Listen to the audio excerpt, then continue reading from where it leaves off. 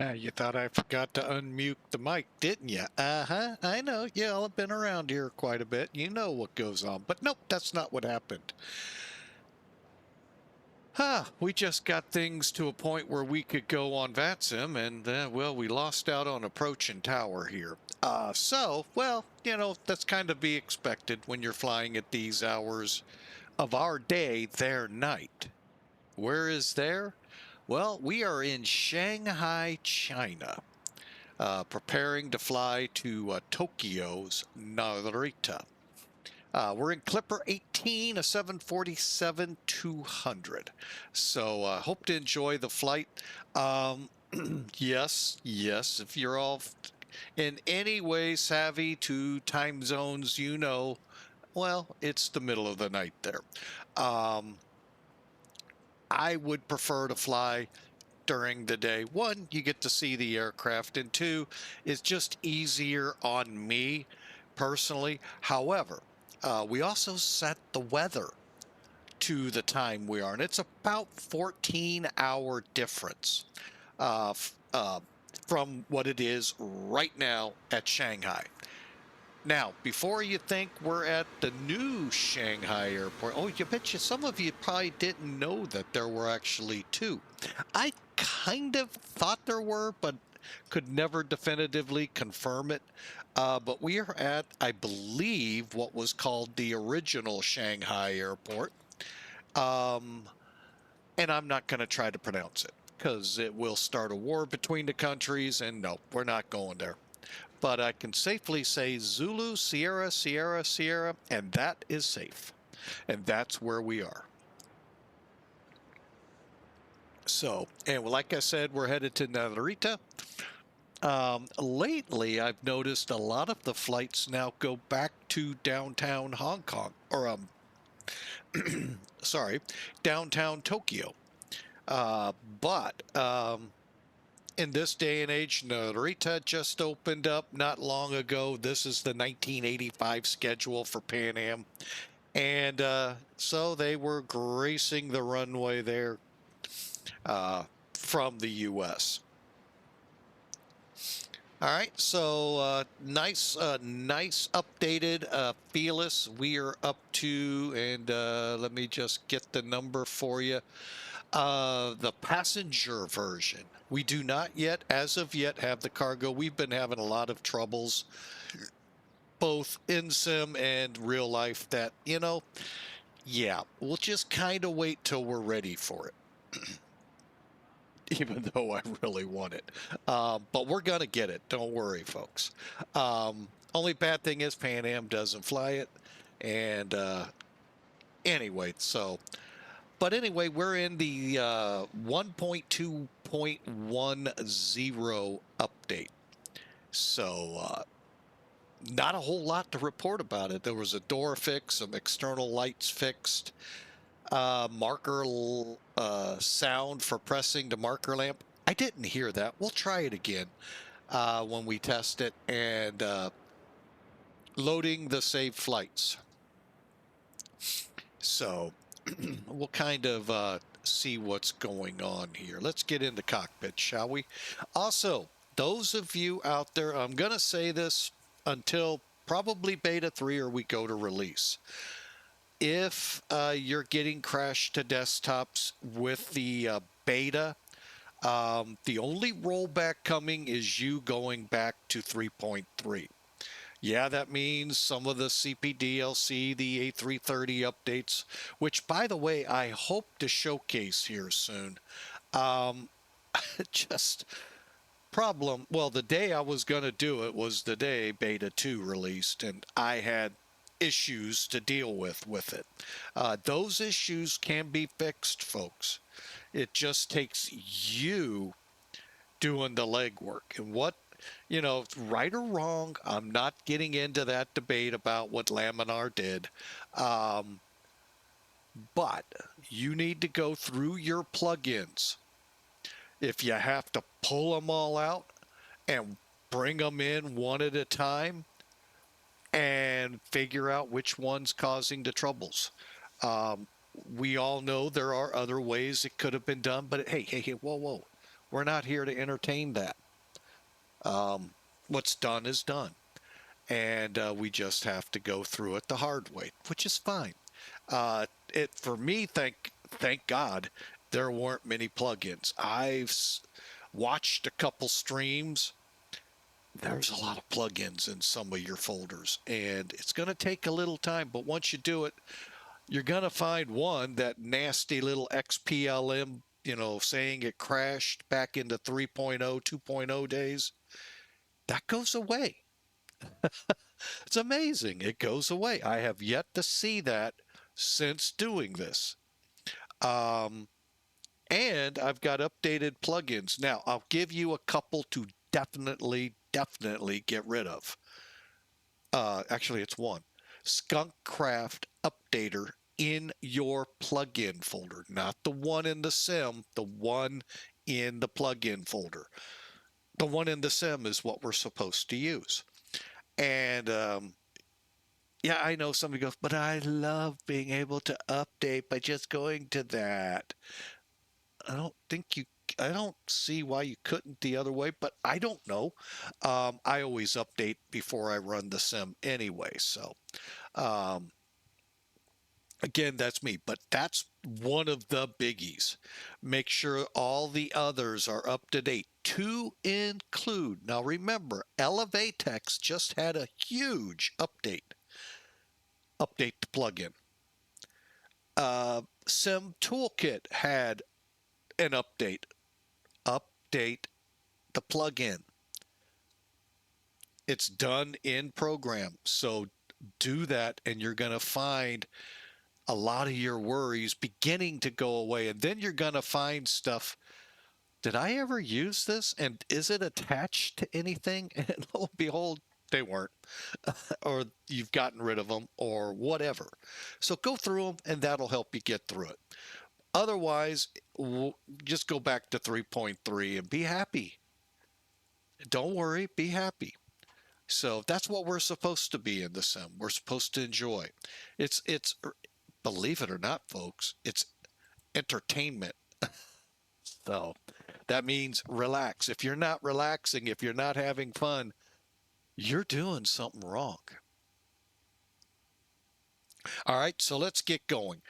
Currently, I'm going to not speak on this because I didn't update. Better Camera has a new update. I haven't updated to it. Sorry, boss. We'll try to get it next. And it's nice because it tells you in sim there is. But with this aircraft and you get going, I just don't want to restart. So anyway, so that's how you get around beta 2. Again, don't look for rollbacks. If they do, hey, praise the Lord. Man, that would be awesome. Don't hold your breath on it. It could be very deadly. All right, let's get back to having fun, shall we? We are in Shanghai with Pan Am Virtual, a really great virtual airline if you're looking for it. Got to do it this way. Sorry, folks. Got to type here correctly. Put the link in Twitch here. It's VAMSIS, Victor Alpha Mike Sierra Yankee Sierra .India Oscar /register /Papa Alpha Alpha.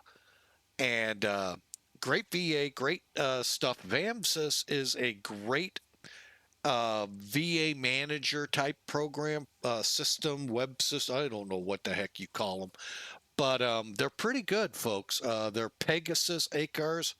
Holy crap, they can crank it up to some pretty realistic operations of VAs.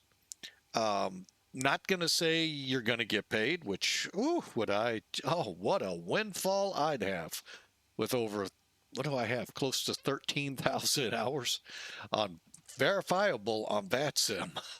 So, and yeah, if you've been looking out the windshield, we've been getting attacked by birds. So, but yeah, check us out there at Pan Am Virtual. I do They have put me in charge of the Pan Am side of the house. Another streamer has the, I know, take a seat because you're going to go, what? TWA side of the house. And if you're not familiar with airline history, those two airlines were always at each other's throats for routes, for whatever. And it's always been said by me that if those two could have buried the hatchet besides in each other and just buried it, let it be gone, bygones be bygones, the two may in some iteration be here today. Maybe. There's a lot that went in with deregulation that could have, they may or may not have overcome. But yeah, they could have found some way to come together. Those two could in some way be here today. And not in the form of the Pan Am we're hearing that has started back up in hopes of regaining the glory of Pan Am. We'll see. There have been 3 or 4 others, and all 3 or 4 of those crashed and burned. So one because of 9/11. Unfortunately, a lot of airlines took that brunt. So, all right. So we are again in Shanghai. We are headed to Tokyo. This is the Felis 747-200. So I hope you enjoy the flight. And we are actually pretty well along. The only thing I wanted to save is the getting the LTN set up ready for flight, meaning we got to align it, which is a little more complicated at this airport than most. We'll get into that in a second here. But from there on, we should, and loading the plane. We still got to get the plane loaded, get the fuel in it, all of that good fun stuff. So I hope to be ready to go here fairly short order. And if you're ready, let's get going. Let's bring Sim Toolkit in while we're here. Take a look at what has dispatch handed us today. And I'm going to reach out to those of you that use SimBrief or Sim Toolkit.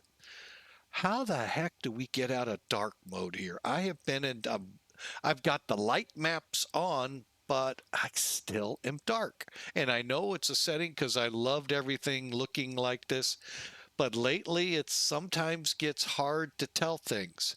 So I would love to know where's that little sun, moon, day, night look to it.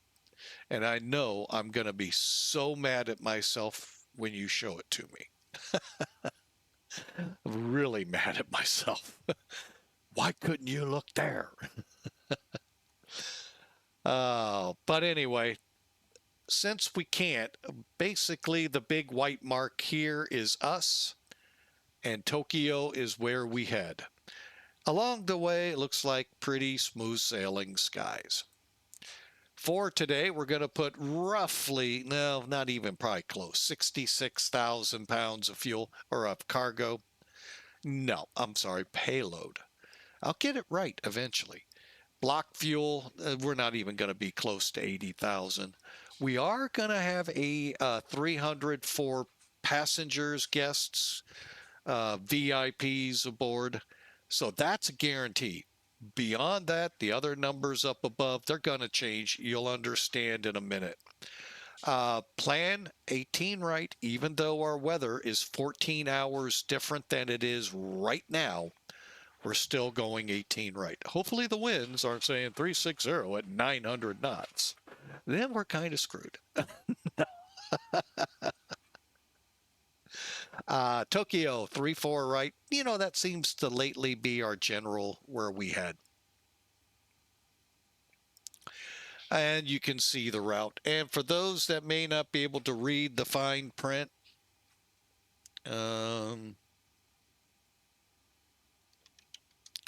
there you go, in the chat box for you. 39,000 dispatch gave us Mach 0.85. Weather I don't know if this is 14. Nope, this is right now. Variable winds, that's cool. No sky condition. I wonder why it's froggy. We'll have to arm the foghorn to get out to the runway. Over in Tokyo right now, as we speak, it's basically a calm wind as well. Hopefully no fog, but we may run into it. And nothing significant, no SIGs. All right. And that is our pre-brief, folks. Let's see who's around us. Who's making all that racket? Somebody is. Canadians, a Canadian. China Southern is sitting next to us making all that racket. Canadian. Woo, boy. Sorry, Canucks.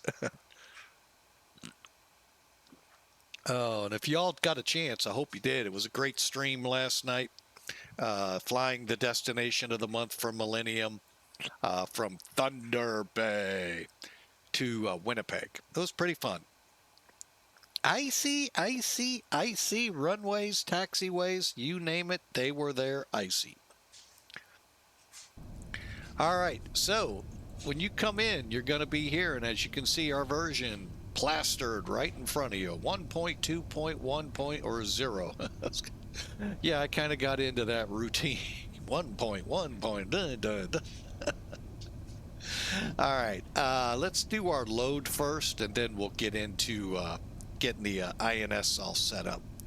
All right, so the big takeaway from this page is it is a calculator only.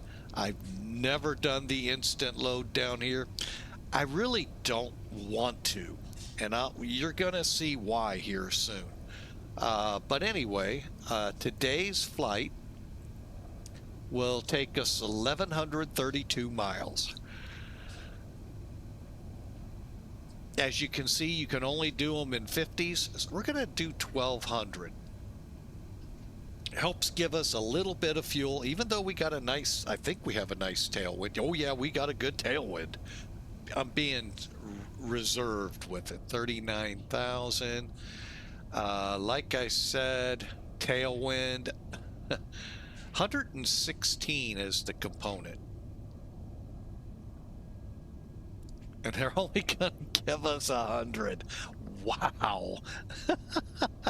Actual averaged wind 266. So basically out of the west at 125 knots. Realize this, folks, when you go the other way, you got to fight that. Ouch. Most likely lower levels. All right, the alternate today, I believe, is SETI.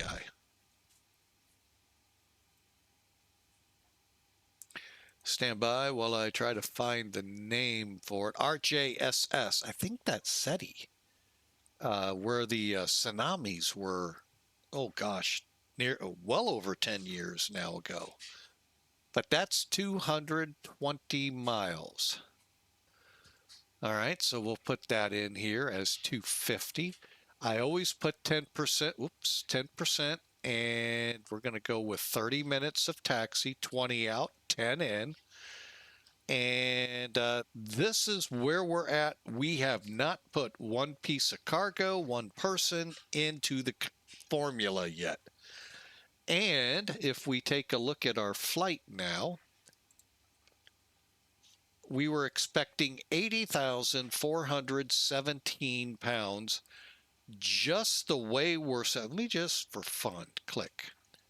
There. We're finally at the fuel load SimBrief put us at. And we haven't put anything in the cabin yet, let alone below us.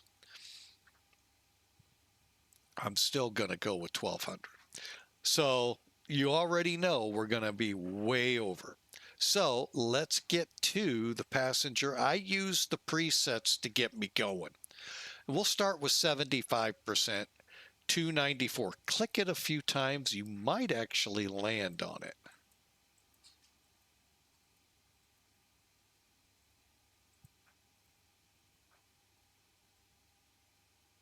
All right, close enough. What we're going to do is 1, 2, 3, 4.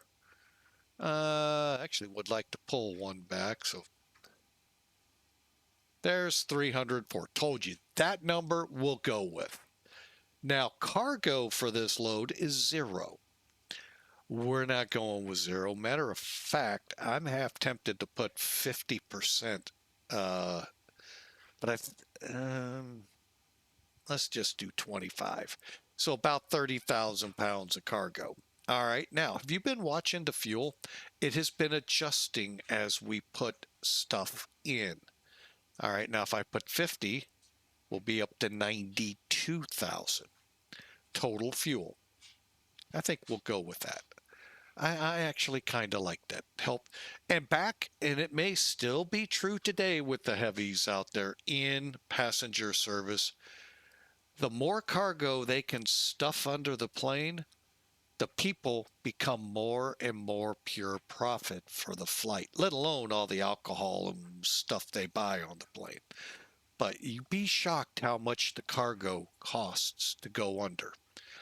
But people are needing that now. It's fast. They want it before FedEx can even get it to them, if you've all remembered those commercials. FedEx will depart later this evening. This plane's now will be there in 3 to 4 hours. Boom, your package will be there shortly thereafter, or available for pickup, however it's set up. But you get the drift. That's why they charge an arm and a leg and 3 or 4 of your neighbors' arms and legs as well to put that little piece in the plane. All right, so with that, we now know what we're running here. We're flying 1,200 miles at 39,000 feet with a payload of 127,280 pounds. Because we have a 100-knot tailwind is why this number didn't really go up. Had we been coming from Japan here, oh yeah, that number would have been significantly higher. So here's what the load sheet would look like. Basically, what's in the plane, cargo, passengers. This is the breakdown of just what we filled in. Your CGs, your weight limits, and so forth. Now, how do you load the plane in? Let's start with fuel. Always click use data sheet. Now we got to pump in. Currently there's 34, just shy 35,000 pounds of fuel, but we need to get up to 92. So we need 57,000 pounds of fuel. That'll take time, folks. It won't just, the numbers won't just, oh, we're there. No. So we hit instant. All right, and that puts that number in. You can see we're down to 0 and we're good to go. Now with the payload, on the other hand, I am willing to take the time it takes because we got quite a bit still to do. So currently there's a crew of 3 on board. When we hit load data sheet, all of a sudden we're going to have a crew of 15. When we hit board, that will be real life and load. Now, when the cargo reaches the 60,400 part, it'll actually close the doors for us. Likewise, if we click unload, it will open them and then roll them down. You do the instant or any of the instants here, it will not do that with your cargo doors. So just kind of something, food for thought. All right, and if you notice the frame rates, we're doing pretty good. 40, 35, not too bad. Could be better, but, hey, we'll take them. How you guys run maxed in a system like mine, I have no idea. All right, and with that, we're going to move over now to the INS. First and foremost, let's go up here and go to Align, Nav. All right, now we have come across something I haven't seen yet, nor did I know. Looking at Navigraph, unless I am blind as a bat, and believe me, my CEO behind me will say he is, I don't see coordinates anywhere to be found. Just parking stands. And I've now gone through this twice. Nope, not there. I thought maybe.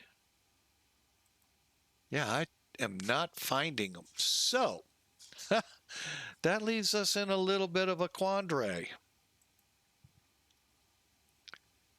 I can do it just by this. Let's see what that did. Oh, nice. Put it right in. Put it right in. And then down here, put it right in. Oh, I love it. Okay. Again, we're finding ways, you know, here is the, and we're in the alignment. So let me go back to them. So enter. Okay, it's already done that. So status, status, and status. Okay. Now, we are at a crossroad, if you will. We can put all the fixes. Now, let me bring Sim Toolkit in here and kind of help a little bit. I know you're going, what has Sim Toolkit got to do with it? Well, a little bit. Each one of those bins is at least a fix. But let's go to SimBrief. Let's go to the current flight plan. Now, I'm coming down to preview flight plan. Okay, and you all have seen this. This is what comes up when you do your SimBrief. Are your graphics settings maxed? No, they are not. Wait a minute, I lost my phone. Oh, it must still be in the restroom. Dang it. Sorry for the lengthy time there, Pratt PT6. No, they are not maxed. They are, I'll show here in a minute. Hopefully I'll remember. Give me 1 second.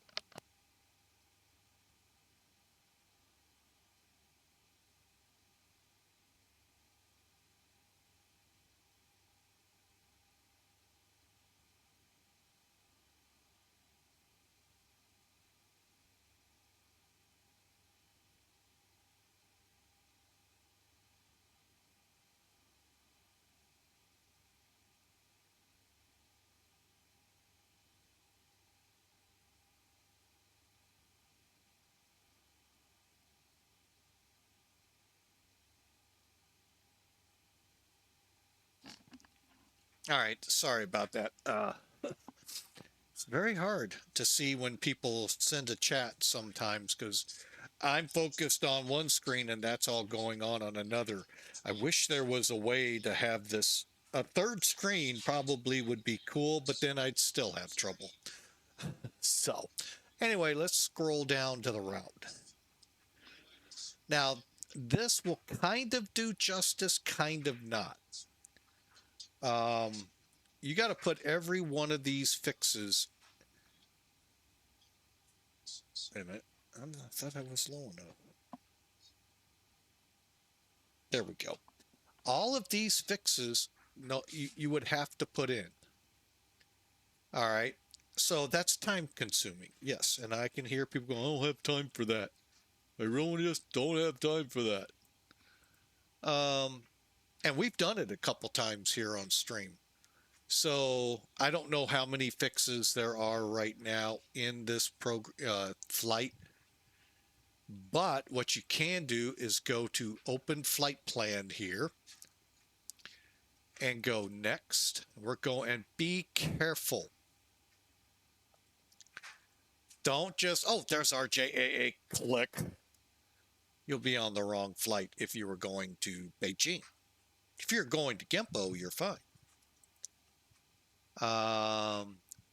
See, be careful doing this. It was a little bit of a pain. You can watch the video couple weeks ago. But we're going to click here. There are so roughly 30 some odd fixes to put in. And I'm going to give you a little teaser. If we were to fly from Detroit to Orlando, there's actually about 30 fixes. However, and this is where I want to spin this into what you can and can't do with LTN, what you can and really there isn't much you can do with Ziva, and then of course the FMS world. All right, Ziva or Siva, all you could do is load by coordinates, and by that I mean these northeast, these lat long coordinates.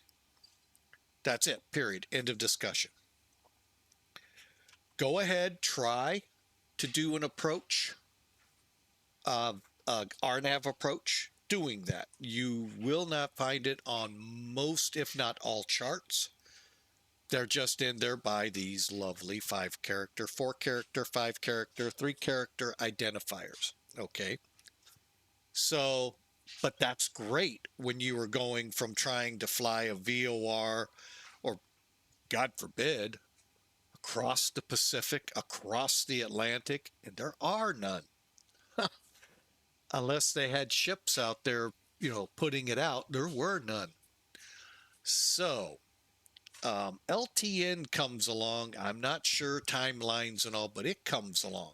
Oh, one last kind of downer about SIVA. You can only put 9 fixes at a time. It can only use 9 fixes at a time. So as you burn a fix or 2 off, you put 2 or 3 or whatever coordinates to get you to your 9. You go Transasia, you find out, guess what? Eurasia runs, you're going to use a lot. However, LTN comes along. First off, you can put 98 fixes in it. That's pretty cool. Secondly, you can load by lat long.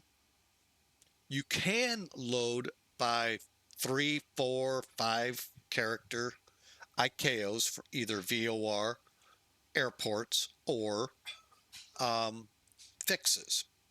You could also do bearing distances off of a VOR. But you cannot load, in our case, you can't put this in your flight plan this way. We all know today we can put LAM 31 Delta in, boom, all the fixes for the SID come up. No, it will not work. It's not set for that. You can do RNAV approaches and departures. Again, remember I told you can put it in by your fixes. However, you cannot load by typing LAM31 Delta. You have to go to the chart and load the fixes in manually.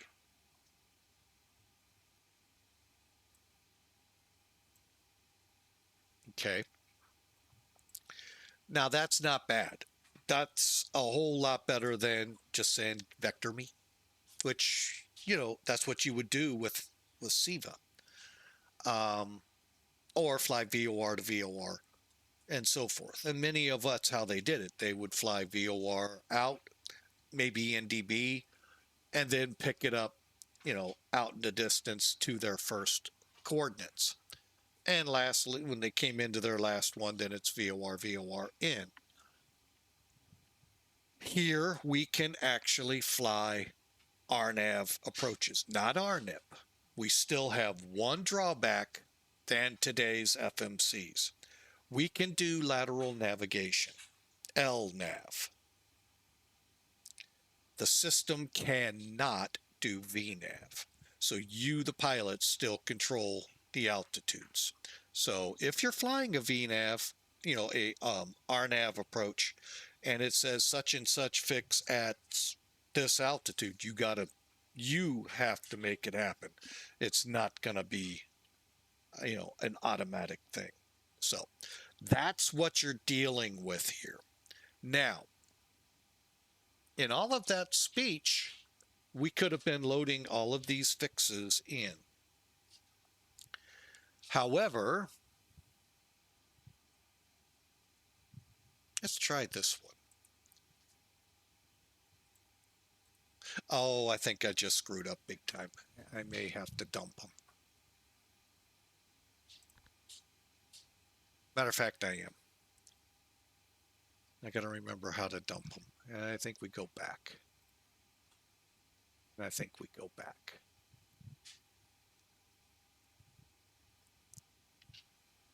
Good. What I did inadvertently, everything's aligned, by the way. I loaded them twice. Which, if you've got 30 to 40, you're getting close now to your 98 fixes. So you got to be careful. That's why I put it here. Let's go back. Open flight plan. Go here. And all. And after waypoint 0. Let's see what that looks like.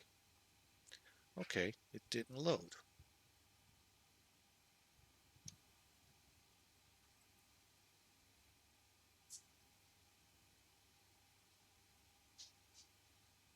There they are.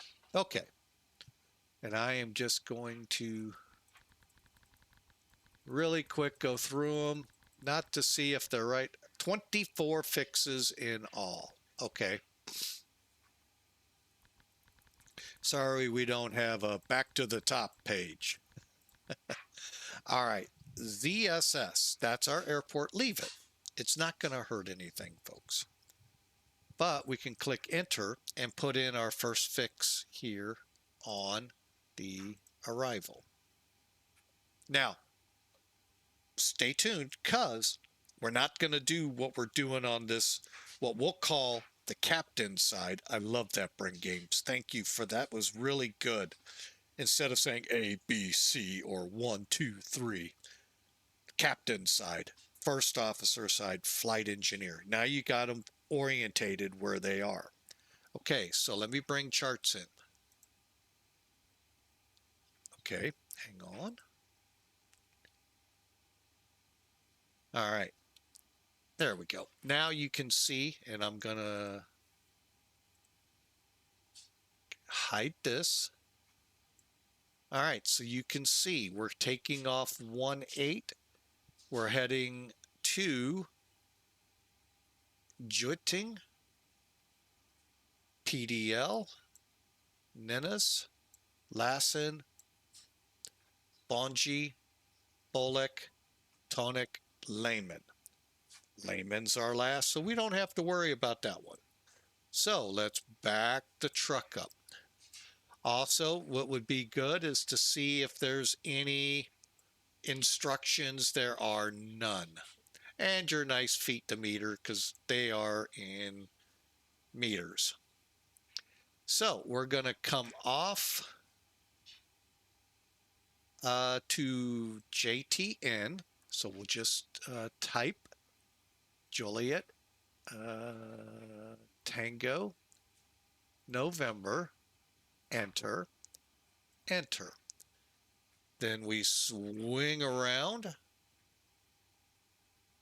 to PDL. Papa Delta Lima. Papa Delta Lima, execute. Okay. Now we continue for 31 miles to Ninnis.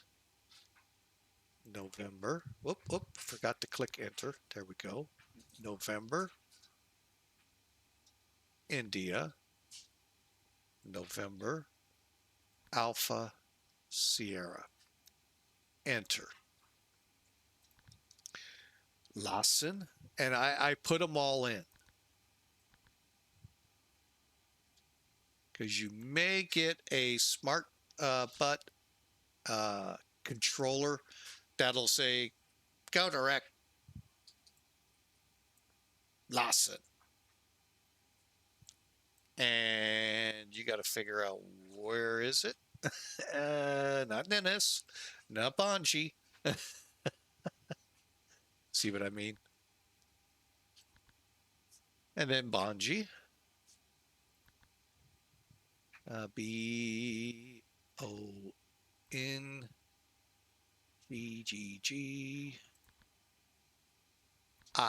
Now, be careful. It's not here. That's an E. That's actually the number 1. Okay. Now, if this said N, because we clicked this button, then yes, it would be a flight plan when we click here. So, Bonji, Bolek.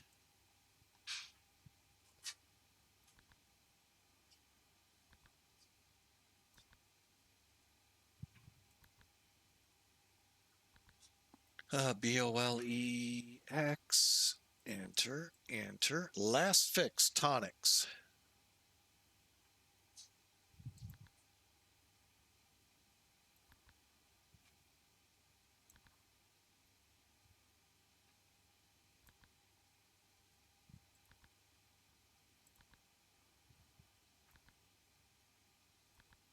Okay, now what we've done, let's go back to the beginning, is we're at ZSS. We're going to go to JTN. So when we're on the runway, I'm going to select direct JTN, and all the numbers will point that way. Probably even going to set and reset some things on the page. And then we're going to fly it out. JTL, PDL. And then this, make sure I spell things right. Lyson, Bonji, Bolek, Tonic, Layman. Okay. Now, in flight, what we'll do, say an hour to an hour and a half out of Tokyo, we're going to load the arrival. By then, we should for sure know, are we landing 3-4? Or are we going to land 1-6? And then respectively set up our flight. Okay. So let's do this. Now, I told you we don't have to go in and do this to each of them. Matter of fact, it's pretty simple what we do here to copy a flight plan to the other 2. All right, so we're going to click remote. Captain, this is where we put the new fixes in, so we're going to make it the master. Enter. Come over to the first officer. We're going to do exactly the same thing, except this will be the slave. Enter. Down. Oh, hang on. I did the wrong button, and I did the wrong button. There we go. Same thing. Remote. Down arrow. Make it the slave. Enter. Now we come back up. Now, hang on. You know what? I'm going to help y'all out. What I did again, remote, down arrow, slave on this one and the one below. Okay, next up, read it. Enter. B and C. See what I mean? It gets complicated, but you can't really say first officer and flight engineer. That take up too much of the screen. But in mindset, you can see how that works out a lot easier. Now, transmit. Enter. It'll take about a minute or so to transmit everything from this CDU to the other 2. SIVA, you can do, I think, the same thing. I don't know the procedure. It's been too many years, and I will not go to that little devil. No, no, no.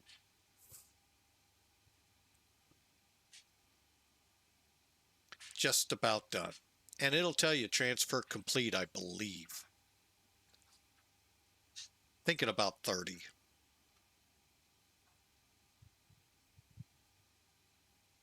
crossfill complete. So all we got to do now is click waypoint. Look at that JTL PDL waypoint. Come down here, waypoint, and there they all are, ready to go. We're going to do one more thing here before we finalize, get this plane ready to go. Let's get this thing ready. Do I want to do it now or updating?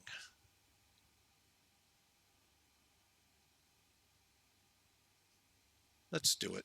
Status. I think it's the up. Nope. Up. There we go. And from this page, click expand. We want to enable.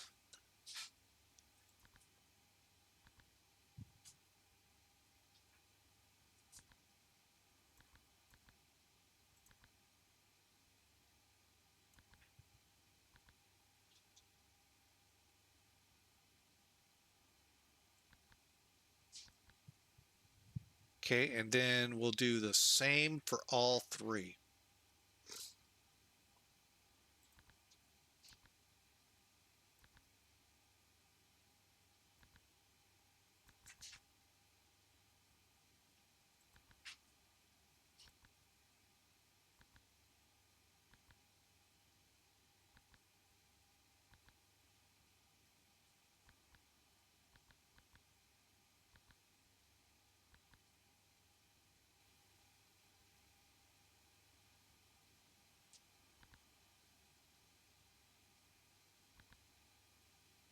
Oh, wait, you got to put it here first, Captain. And then up one, enter.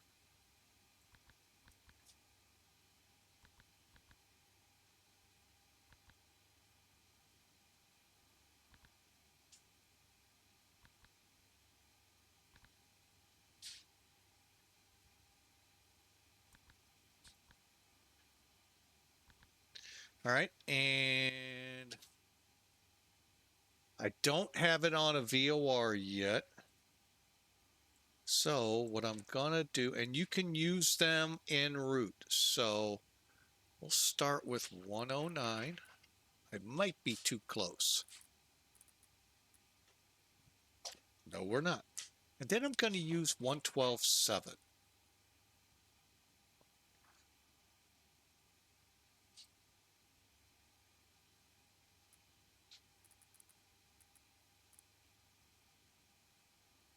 That may be too far away. About 17.2. That should be too close. Okay, it's not. What we're doing is now we're getting a better update. The INSs actually drift. Okay, and we're ready, I believe, to finish up our checks and get going. I know we've been on the ground quite a bit. I show we've been running just shy of 52 minutes. And let's double check that everything is ready to go. Fuel is loaded. Oh, one other thing, real world, I don't know if Felis took it this far or not. You're not supposed to switch electrical sources during the alignment. Meaning, okay, what does that mean to the guy that just came into Flight Sim and has no idea? That means you can't go from ground power, which is what we're on. Actually, it's jetway power. But anyway, we're on that power source. We can fire the APU up, run the bleed air to warm or cool the aircraft, but we can't switch to the generators on the APU until the alignment's complete. Some airlines, and also don't move the plane. There was a big, huge, humongous, ginormous, some of you will use, incident back in the Cold War days, latter part of the Cold War. Russia back then was called the Soviet Union, shot down a 747. either KAL or JAL, one of the two.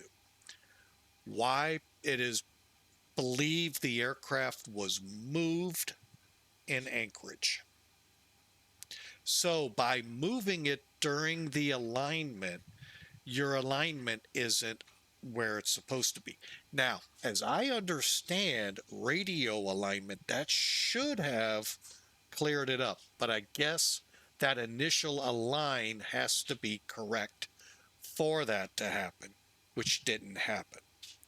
Again, me speculating, I never flown a plane other than in flight sims with this advanced stuff. But yeah, it's a good read.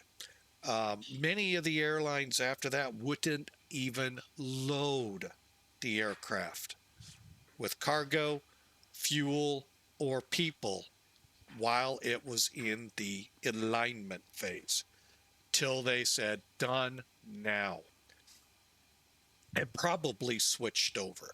So just something, if you're the realist freak out there, and I'm kind of in that ballpark, things to note. All right.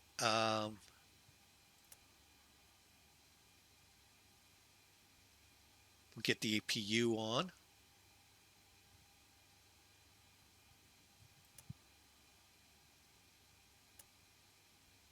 Now the neat thing is it automatically turns on the pump at once.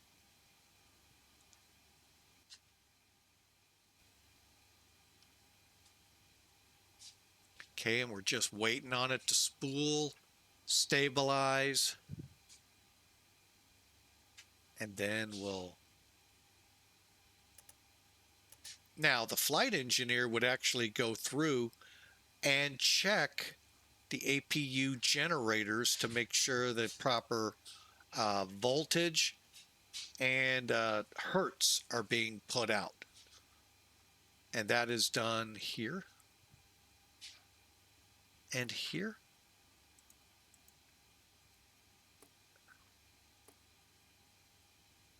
And they would do the external power before they connected, same way.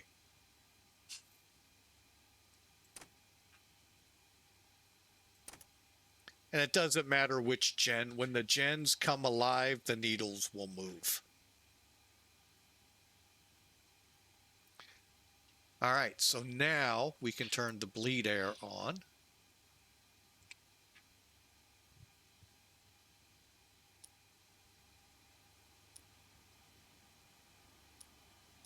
And yeah, they'd be checking everything to make sure they're working properly, especially on those ultra long flights. We're going for 39, so I'll set it 1,000 higher. Pressure in the cabin. Okay. We're ready to, I think, begin getting things readied over here.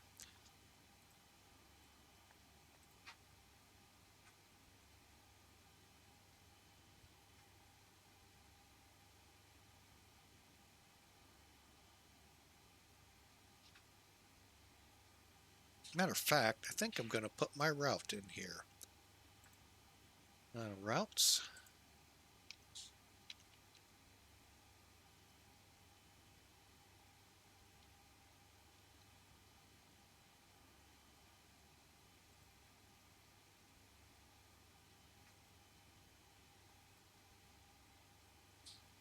That is not my route.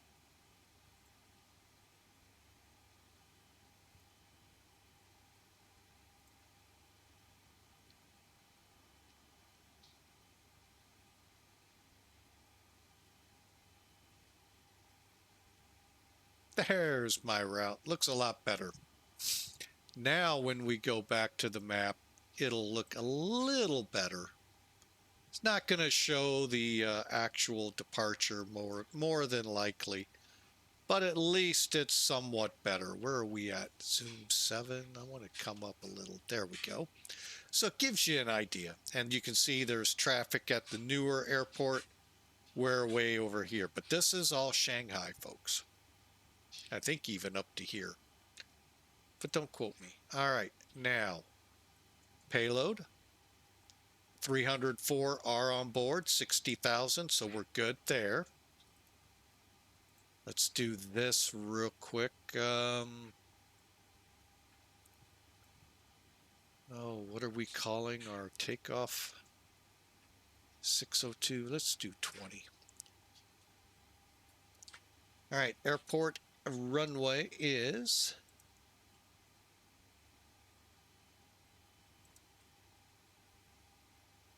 10,800.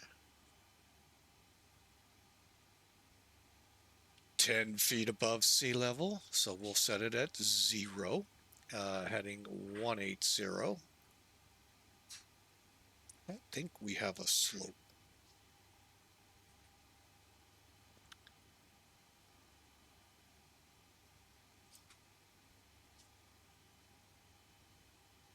Nope, no slope.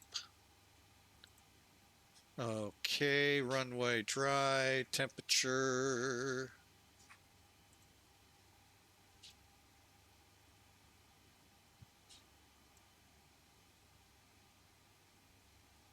$11.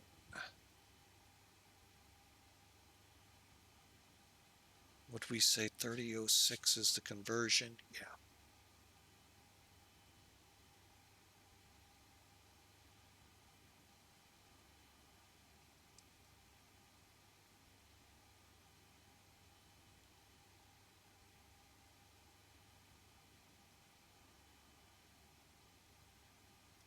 All right, now, if we wanted to be more accurate, stand by.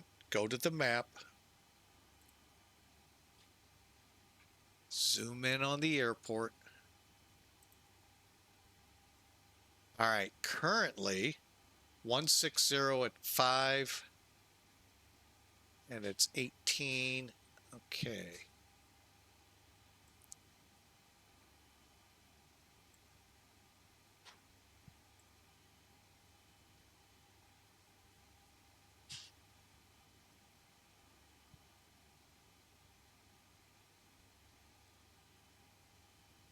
Okay, we said, hang on, let me get all of this.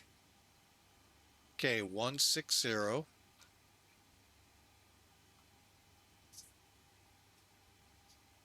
They're saying it's 5. And QNH 1017. I don't know what that would. We'll leave it. And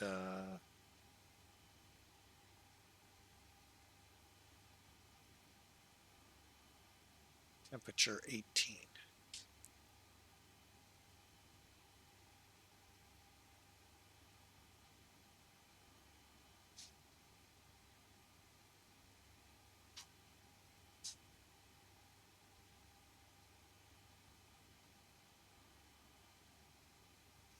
All right, now what we did here, I've set it to our world. This is where you could get into some trouble. We're 14 hours difference than the real world. Currently, they would probably be switching to north operations. The current wind is 040, as you saw. However, we could probably still make it happen. That's a tailwind takeoff. But that's why I pulled up the real world. All right, so our speeds for takeoff today, 125 V1, 134, 147. And we did this, flaps or stape trim to 3.6, 15 degrees initial, 307 after 10,000 feet. We'll need about half the run, a little over half the runway, 6,500 feet. All right, y'all ready to fly? One last thing I recommend new persons, including even seasoned, go through the checklist. You don't have to go through it step by step with them talking, but it doesn't hurt. We're not going to do it for lack of time, but I am going to look over it, make sure everything is as it should be. Ladies and gentlemen, this is your captain speaking. On behalf of the entire crew, welcome aboard the Boeing 747 Classic. We will depart shortly after we have our clearance and the cabin crew is finished with their preparations. For now, I wish you a pleasant flight, and I will be back during the flight with further flight information. Okay, I'm going to hold there, go back. Cargo doors you can see are closed. We're going to close those two.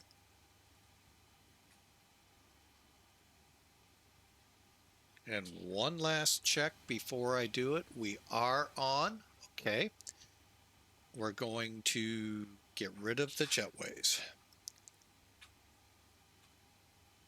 Ground power disconnected.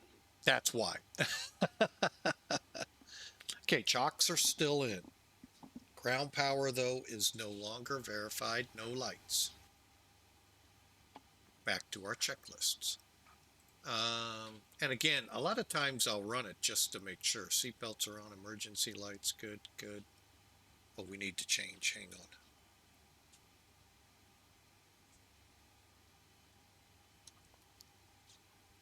Well, we said 17, 3003, okay, 17.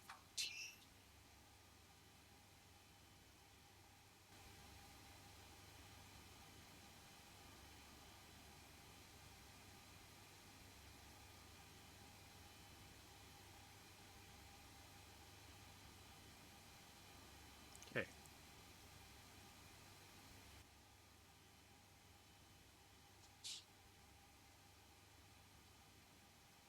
Okay, let's check our, we're in nav, panel set, ready to go. Cabin crew, arm slides. All doors are closed and armed. Ladies and gentlemen, this is your chief. I'll explain why that happens. It's actually pretty cool. I like this about X-Plane 12. It's probably in the other sim, but I like it in X-Plane 12, and it really is nice in Felis. And I'm just checking everything. Beacons. Oh, wait, beacon off.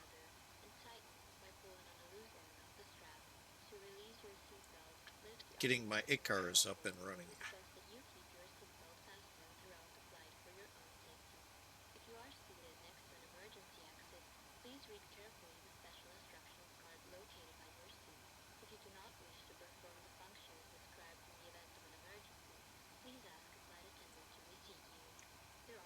All right, got ACARs running.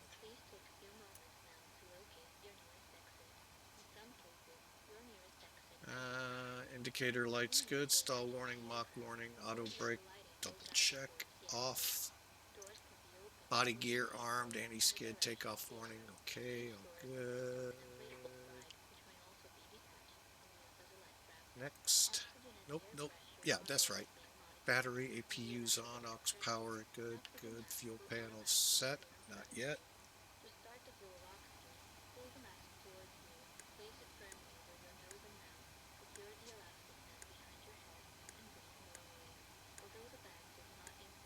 Okay, pumps are on, they're set. Lead controls.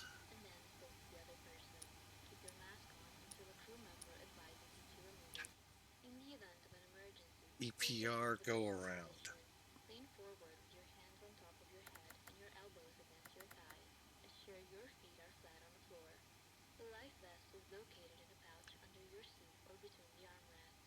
Circuit breakers, indicator lights, electric panel set, air conditioning controls will be set, equipment cooling good, passenger hydraulics checked and set, not yet.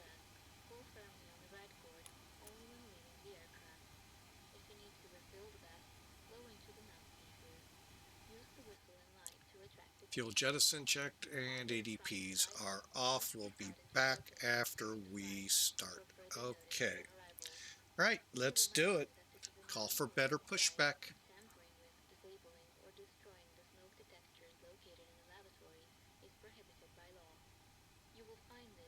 Ground to cockpit, please show me where you want to go.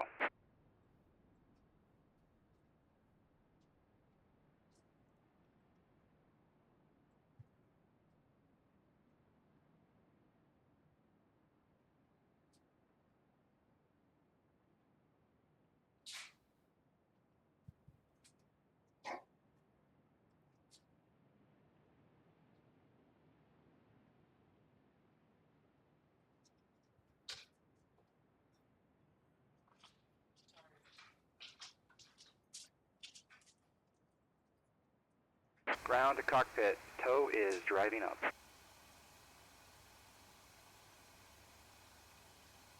Beacons on.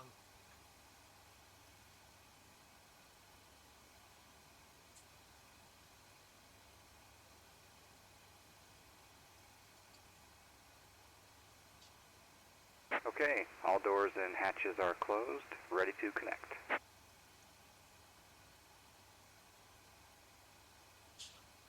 Cockpit to ground. Remove the chocks.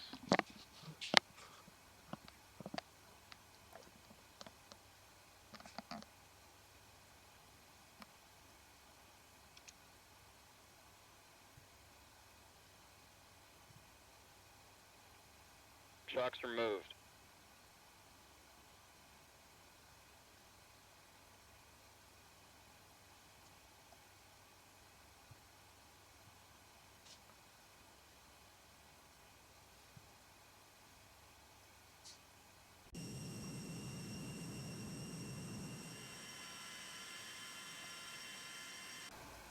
Tow connected and bypass pin inserted. Release parking brake.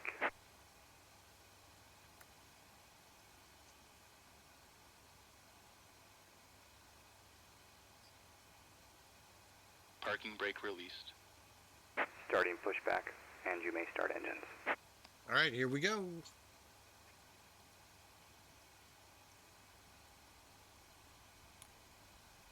Ready to start the engines. Ready for engine start.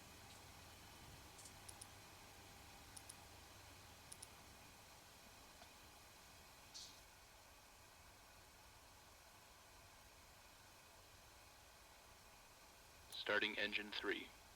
Start of valve open.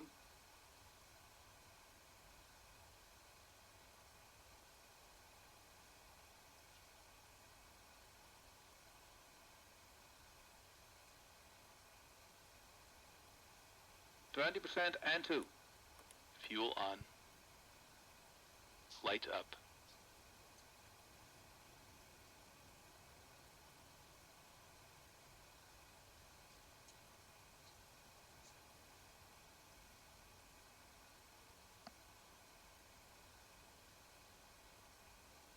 Starter off.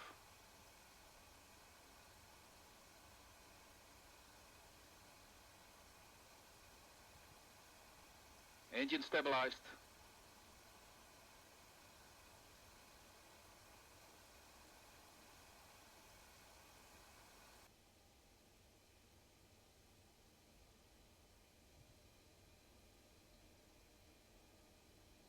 Starting engine 4. Start of valve open.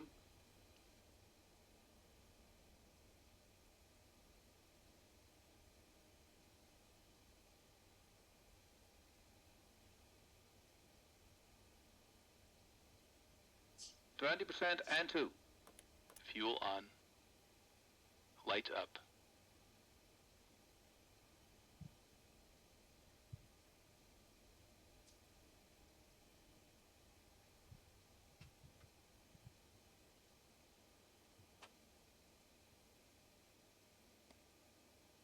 Starter off.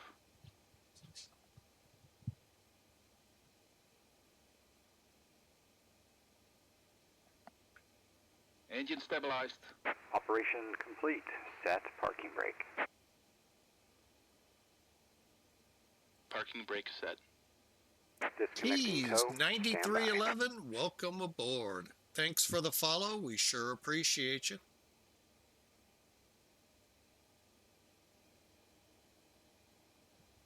Starting engine 1. Start of valve open.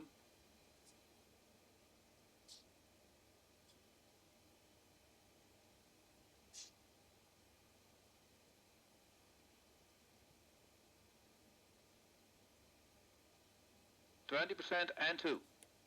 Fuel on. Light up.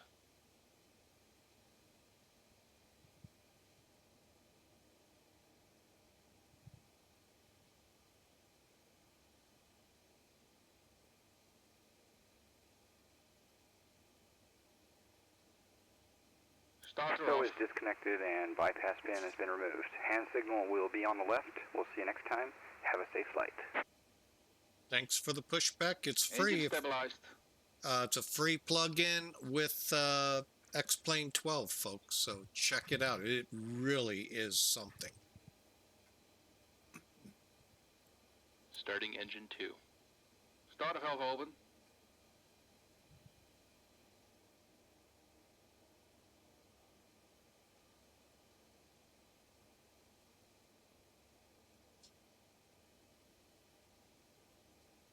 %, and 2. Fuel on. Lights up. Okay, that's all the engines. Now we're just waiting to hear starter valve off, and we'll be ready to go.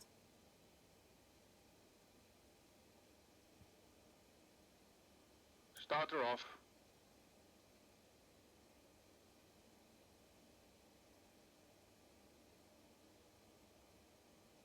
Engine stabilized. That's what we're waiting on, and we'll head over here. Hang on a second, Pratt. I'll tell you why I do it my way.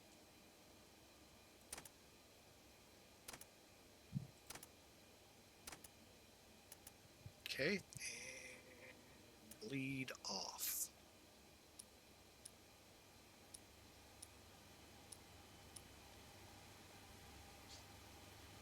Apoo off. All right. Why I do it 3, 4, 2, 1 in the days that I worked fire at Scott Air Force Base and other places, I've noticed the first officer side, which, by the way, if you look at in the cockpit, the way the flight crew, the pilots, look out the window, that left, that right is what they go by. So the right side of the plane, the innermost engine, had at that time most of the stuff on it. So they would fire up number 3. Now in the 747's case, they might fire up 3 and 2, which would be the other side, and then 1 and 4. They could fire up multiple engines. But for time, because, you know, get into places like JFK, London, Paris, Rome, time's of the essence. You don't want to be sitting here like we are. So that's why I start up 3. You very well may have 4, 3, 2, 1. I've also seen them go 1, 2, 3, 4. 1 or 2 times I've seen a 747 at the airport I used to work at. So it, I think, truly comes down to the crew. All right, let's get that after takeoff up here. Or after takeoff. After start. Jumping the gun. Flight recorder's on. Beacon lights are on. Start. Engine ice is on. Electrical panel's good. Pack valves, door, hydraulics. That's what we forgot. And I'm going to also get one more piece so I don't forget it. Close. Close. And let's set this real quick.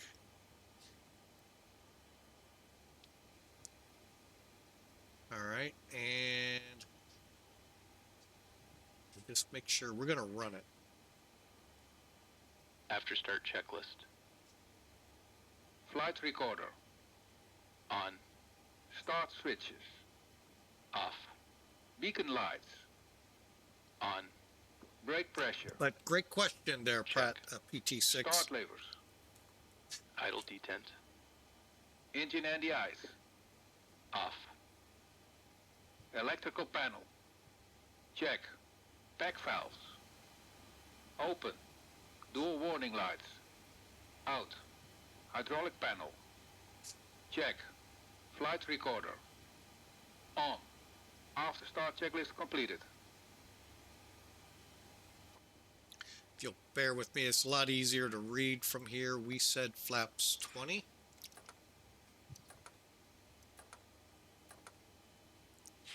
Flaps 20.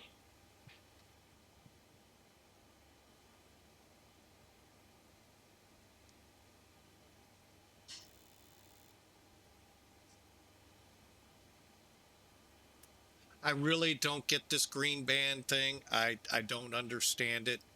but it's something they do.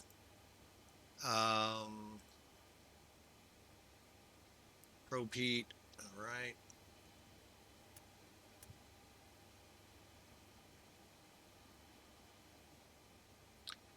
Flight controls, all right. Now, I normally run with them not in, and partly because what it obstructs. Now, granted, in real life, suck it up, Buttercup. I know, I get it. This is simulator. I usually run this way, but for this purpose, I run here. And then I focus my attention right here, watching it and the wheels. And the wheels on the bus go round and round, but not here.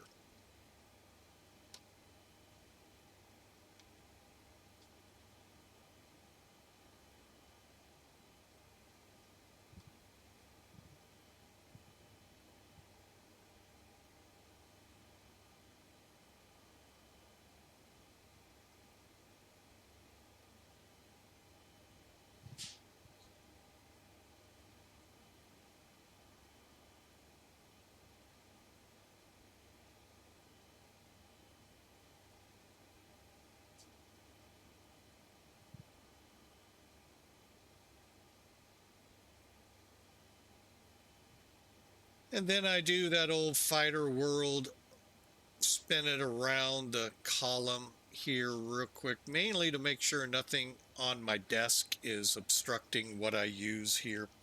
And it isn't. All right, so we'll go over here, run through it real quick the rest of the way. Fuel heats off, totalizer, F cargo heat, start. Taxi checklist, please. Flaps. Flaps 20. Flaps 20. Takeoff data, EPR and airspeed bugs. Set and cross-check. Stabilizer trim. Set in green band. Probe heat. On. Flight controls. Check. Yaw dampers. Check. Seatbelt and shoulder harness. Check. APU. Off. Fuel heat. Off. Totalizer and gross weight. Set. Flight engineer and pilot panels. Check. Aft cargo heat. Normal. Seatbelt and shoulder harness. Check. Taxi checklist completed. Parking brake released.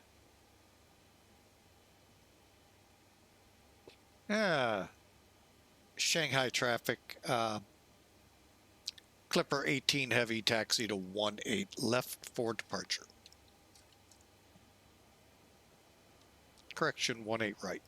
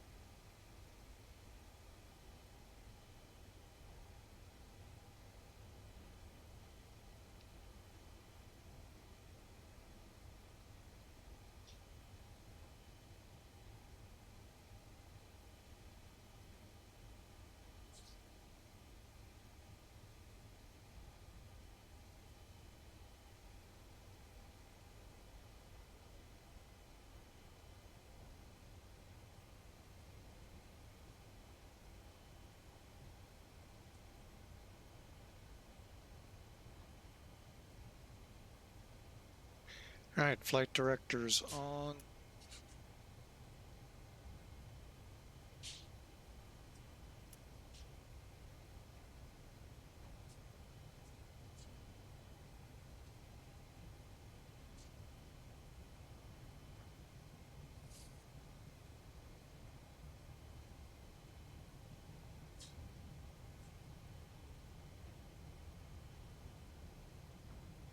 All right, we're on our way out to the runway, and I hope you've all enjoyed that little hour and 20-minute getting the airplane ready. And think about this, I still had that whole first page is what I did before we came online. It just going through the INS stuff is always fun. And, I know many just go with the FMS. This guy did for quite a while. I'm glad someone challenged me and told me give it a try. I'm actually enjoying it for now. But the FMS I do more prefer than... Is that a train? All right. I really don't think a train would be right there, but who knows? But no, seriously. Until I have problems with it, we'll keep using it. The challenges come in getting it updated while you're over the ocean. That's the problem all of them had. You'll report, these coordinates to them, and you may or may not, you'll be where you say you are, and you may find you're drifting off course because of that INS drift.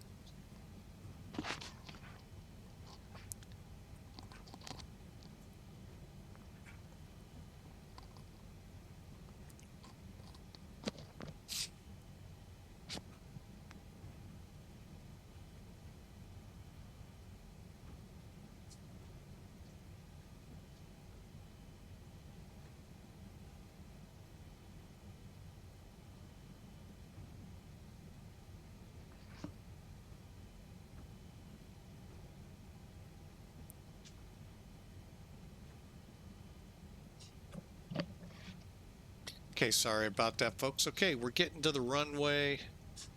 Let's get the next checklist ready to go.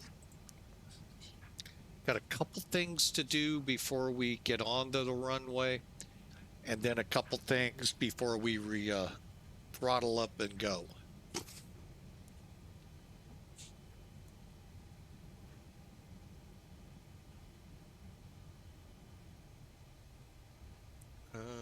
Let me check my departure.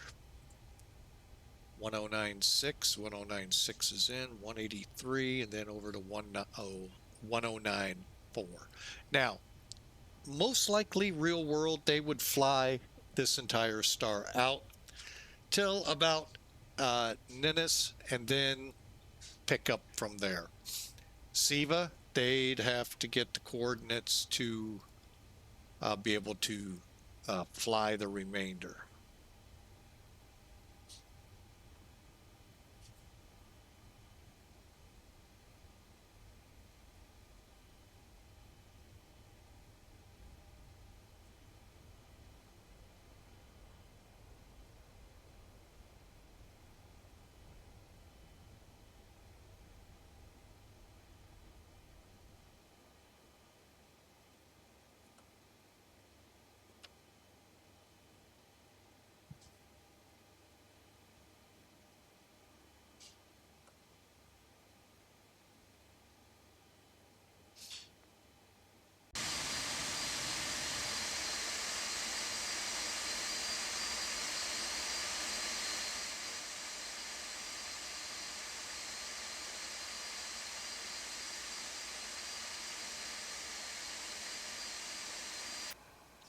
Okay, what I wanted... Ooh, man, that didn't work out the way I wanted. Let me see if my sunglasses will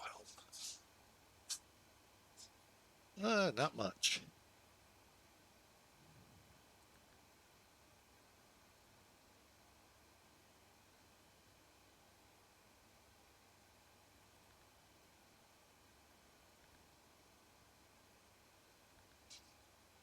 What are we flying to? J... Okay, that's good.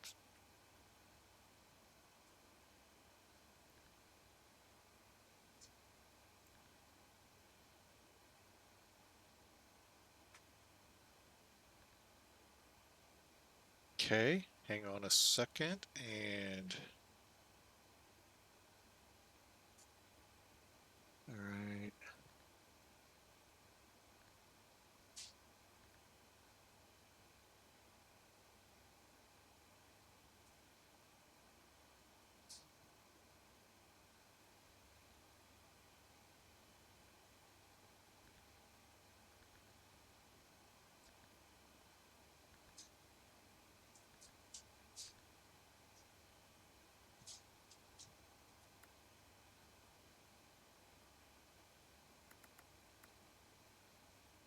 All right, we're set there. All right, now let's begin the checklist.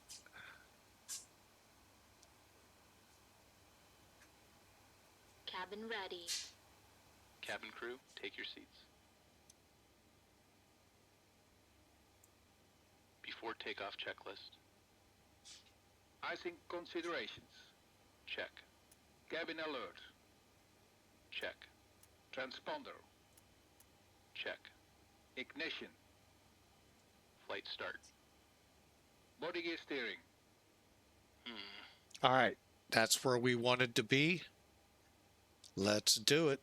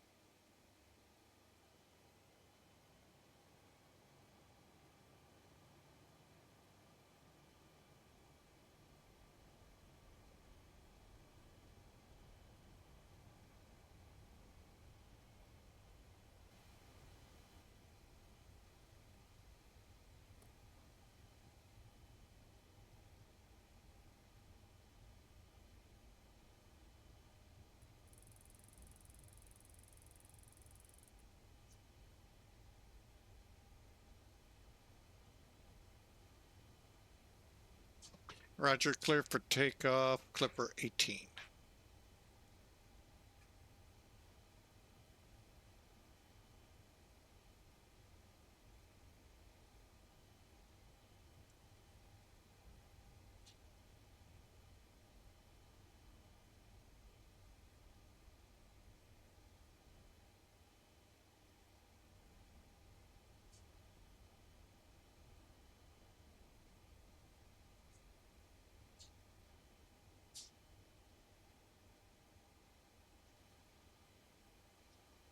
Disarm.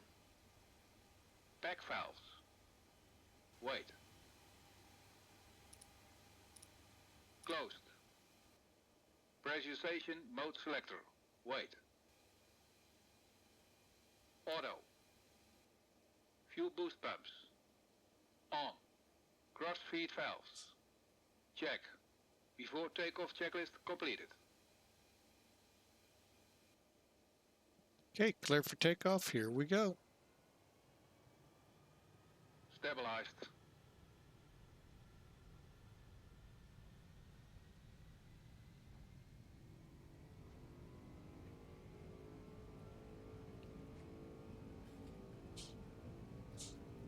Thrust set.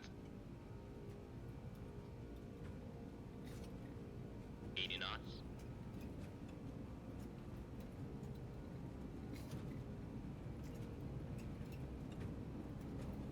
V1.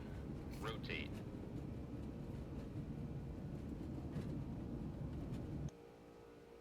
Positive rate.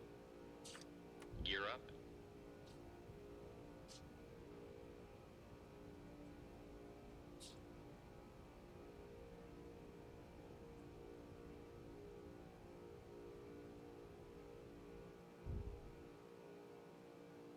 Gears up.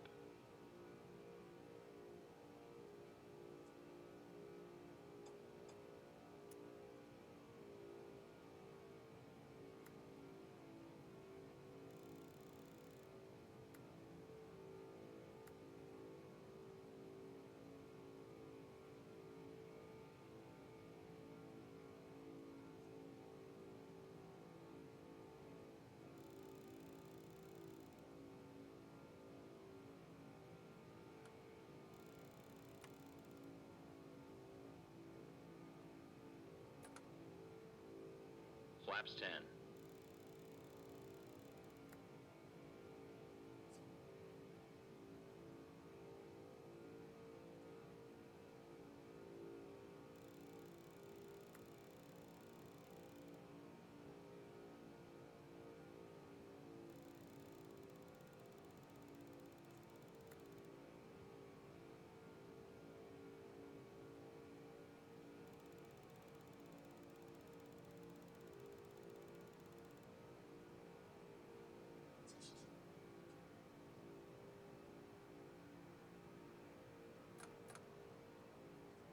Flaps 1.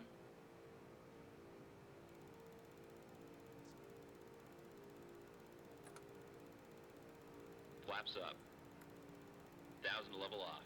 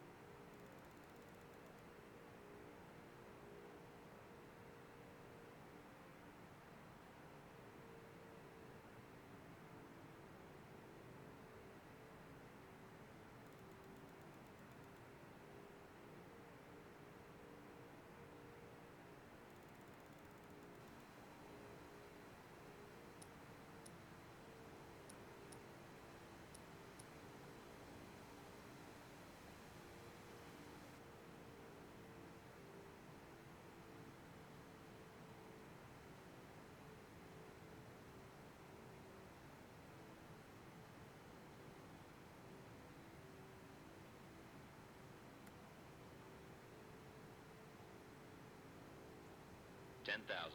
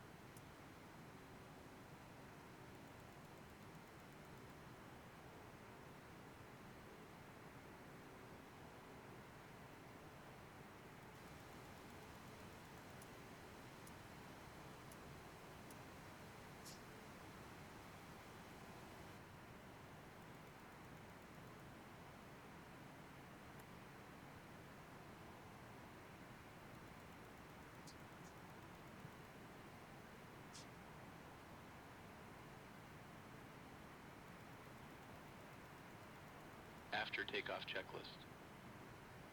Gear lever. Off. Landing and logo lights. Off. Ignition. Check. Seat belts and no smoking sign. Check. Back valves. Open. Fuel heat. Auto. After takeoff checklist completed.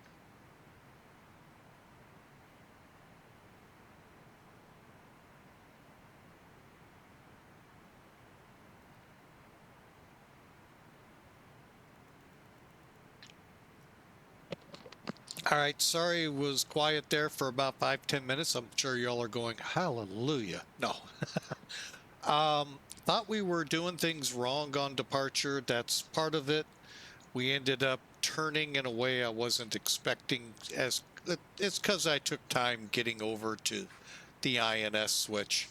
What I should have probably done was overflew it and then turned for PDL. We're on course now. But anyway, we're climbing out 307. Oh, nice. Thank goodness we got had to start a pushback. That one going. Go into climb. And there it gives you an idea where we are, but we're just going to kind of get outside here. Nice little, you're not going to see anything. So we're on our way. Let me go ahead, put that up here.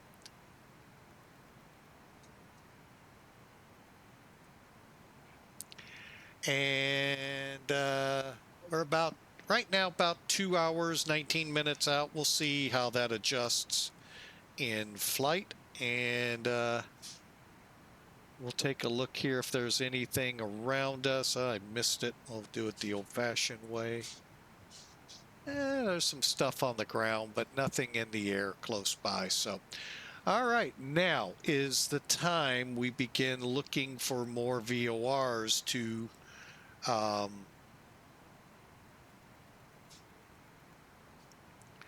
get the job done here. So hang on.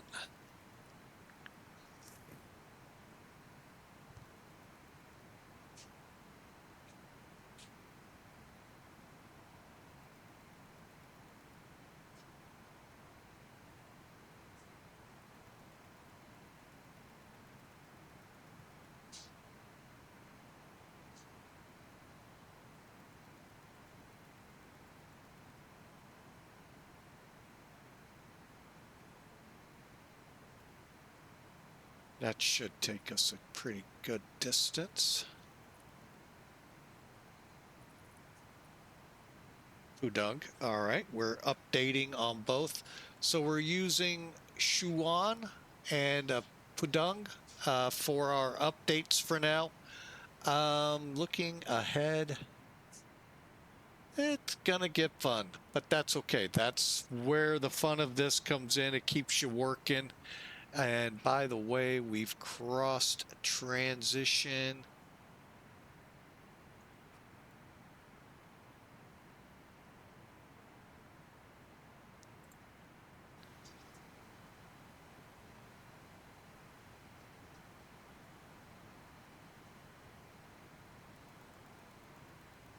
All right, we're all set here. Pressure is going to go to in the cabin just shy of 6,500 feet, and we're climbing out. Let me see if I can't find any more VORs. Ooh. Oh, we're going to get into a little bit of a dead zone. We might be able to pick up Jeonju, which will be great. Oh, and then we'll start picking up the island. Okay, cool. So yeah, we're not in too bad a straits. But we got probably to Lamin, and then we'll have to start looking for VORs. So we're on our way, and should be there in about, let's call it 2 hours for now. But like I said, we still got work to do. We've got to put the arrival in, including at least to the first fix of the ILS. And I think that's all you get, by the way, maybe 2. And then the outright fun of just flying the flight. So enjoy, relax. Hey, it's Friday, folks. And that's what it's all about. One big thing to make sure, always once you're airborne, make sure you get it into altitude select. Otherwise, whatever you have set, it'll blow right through it. Not too bad climbing unless you hit the top ceiling and then you fall out of the sky. But if you're descending, oh, that's a bad thing because the ground could come up rather quickly on you. So enjoy the flight. We're in altitude select. We're in INS nav. And we're still in EPR till. And we're in the indicated airspeed handling of the climb rate. We'll switch to Mach indicated when we get to about 84, 85, and then we'll start going into where the throttles do it. Like I said, there's no VNav on this plane. That's all up to you and your henchman next to you, the co-pilot. Maybe the the flight engineer can help out as well. They work together, folks. They're all a team, including that guy in the office so many thousand miles away, dispatcher. So, all right, so we're climbing through 23,500 for 39,000. Enjoy the flight.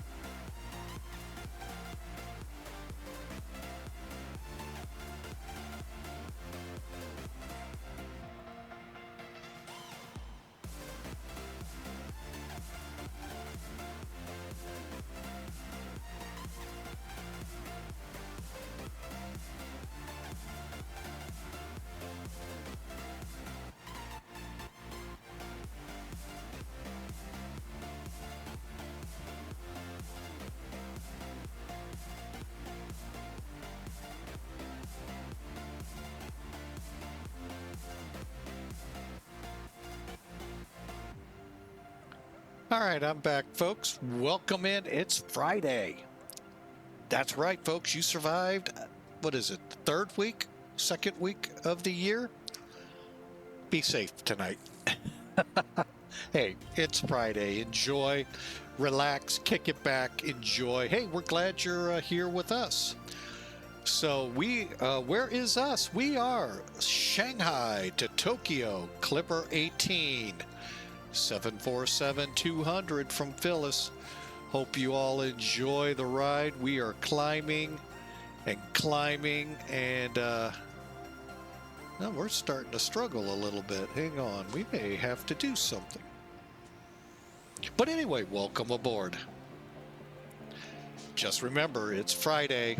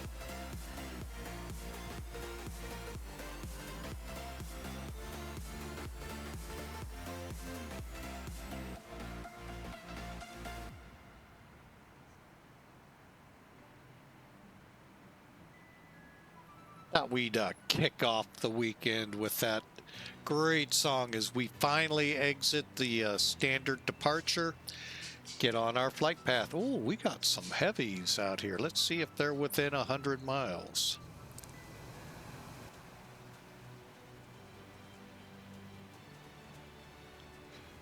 Nope, just a carrier and its frigate nearby.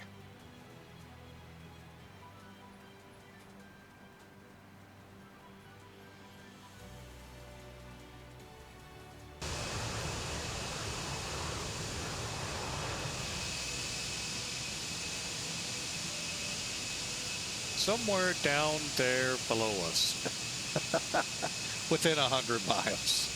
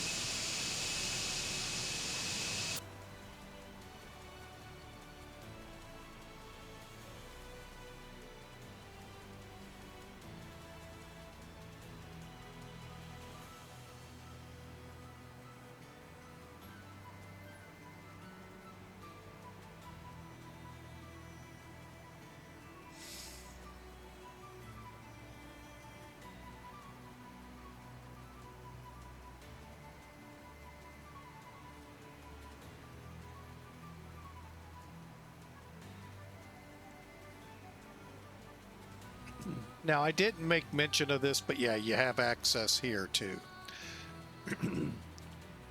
Sorry about all that clearing the throat, but hey, welcome in Shanghai to Tokyo. Hope you enjoy. We're getting close to the 0.85 where we'll switch it into Mach.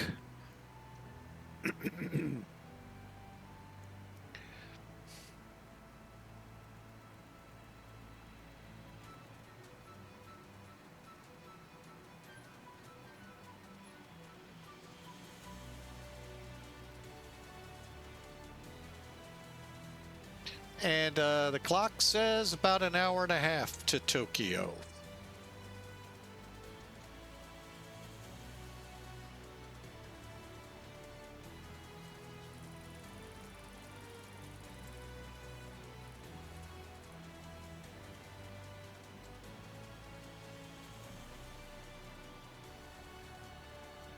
I think I'm going to switch into VS.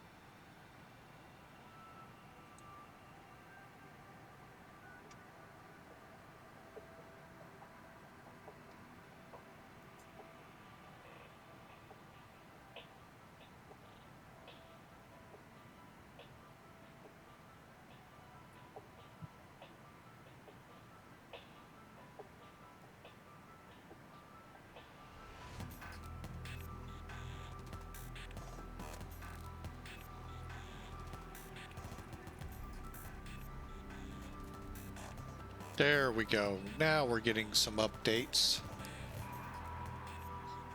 About 15.8.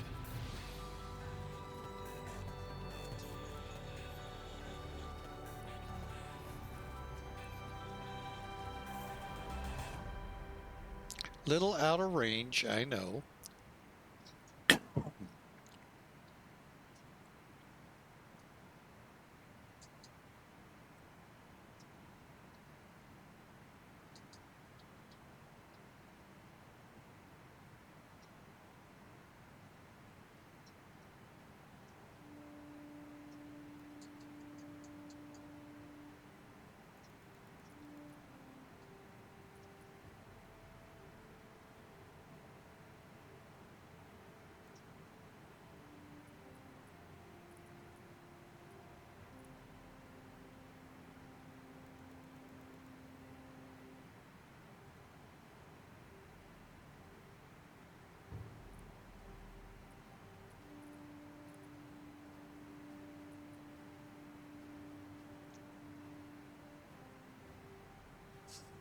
All right. Yeah, we're still struggling.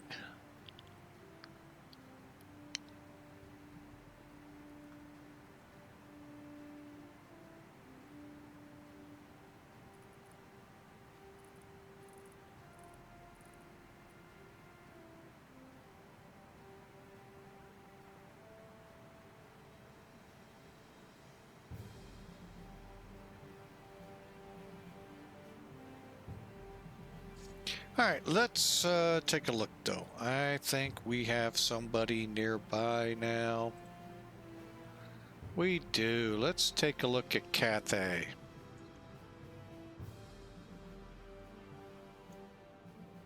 And we would be somewhere in that vicinity.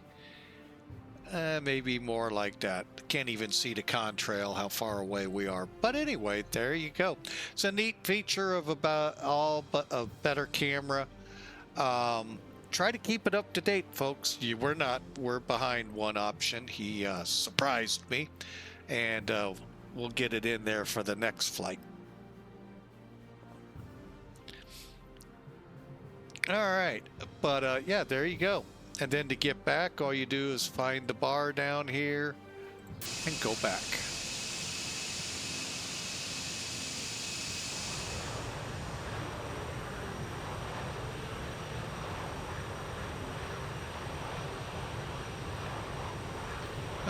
They're at 34, so we're not much different.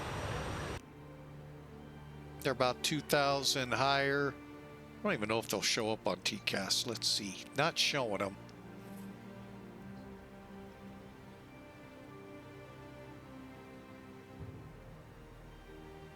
I think I just might allow us to keep climbing here.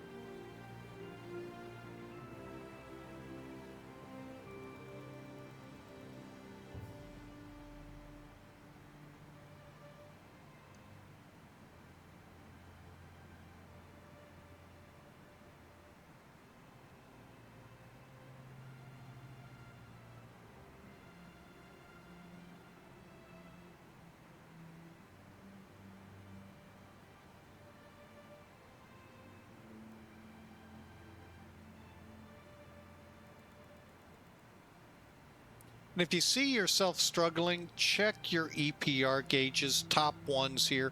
Make sure your needle's in the ballpark of that. That will greatly help out. And we're getting close to going to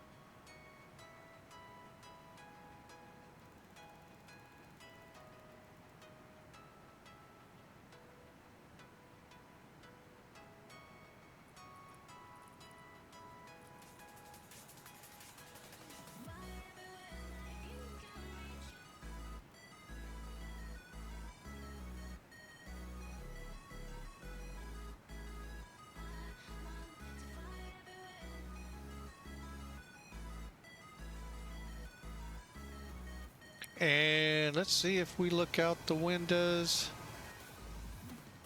We see our passing traffic.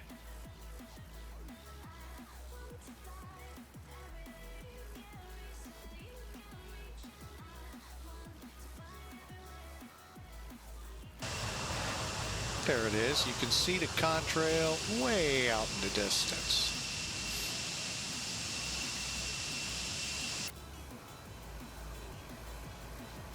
That's that Cathay we saw through the lens of a better camera.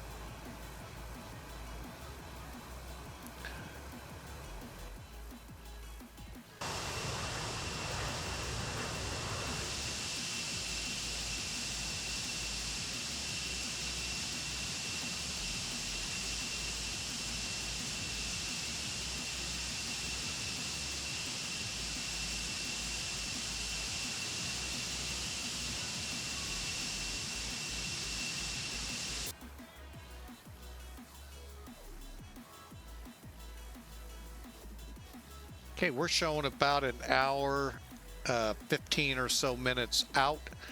Now is a good time to begin putting those fixes in for the arrival.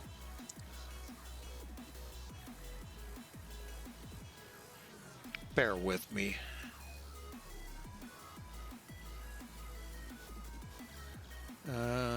Which one?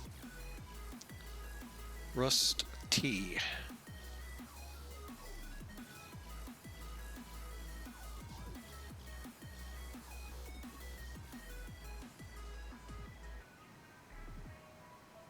Oh, here it is. I was looking right at it and didn't realize it.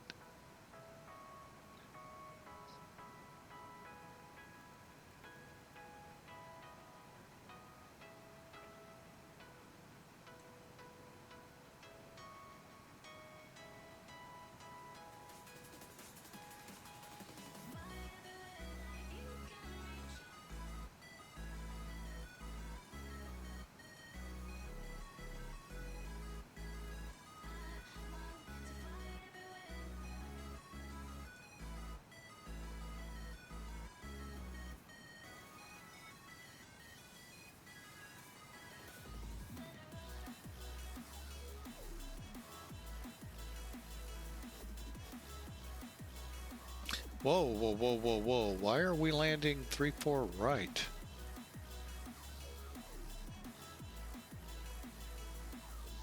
Level off.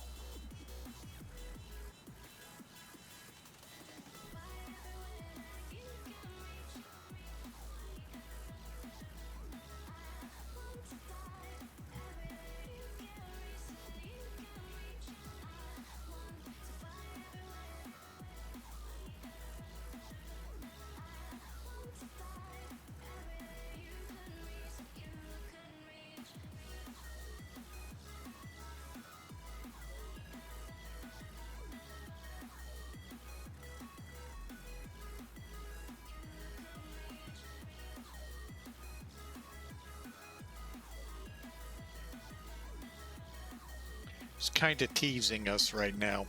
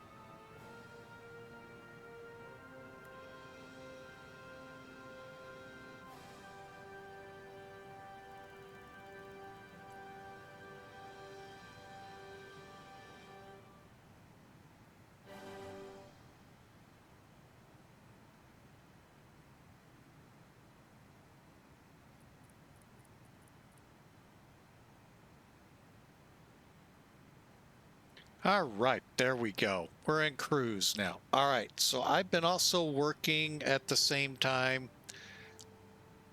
on getting us set up for our arrival. We're going to not put everything in, but we'll explain it when you see it. All right, so let's bring it in here real quick. Charts.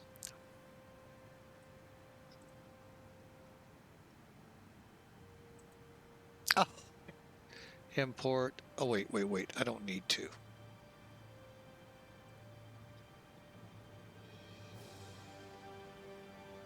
All right, so here's our arrival.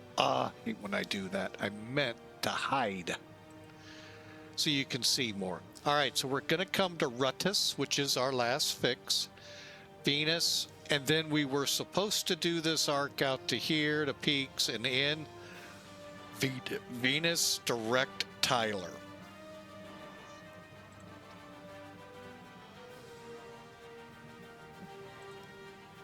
And I got the wrong one.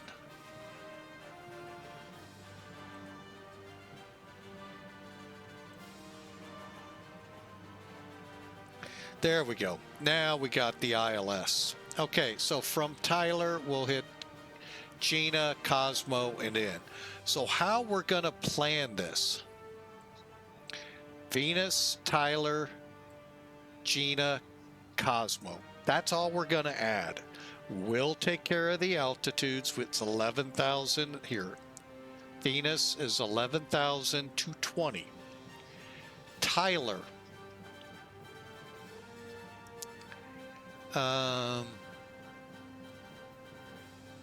That's a hold if we need it. And then we're in for one of the runways. You can see how it kind of sides us over here to 3-4 right. All right, so that's our game plan.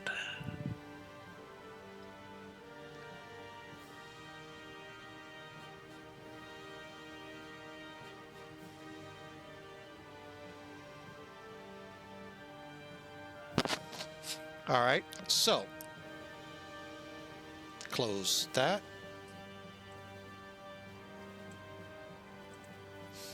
And I'm going to now get rid of this to make it a little easier on our eyes. Okay, so we'll go to waypoint. All the way down to the bottom.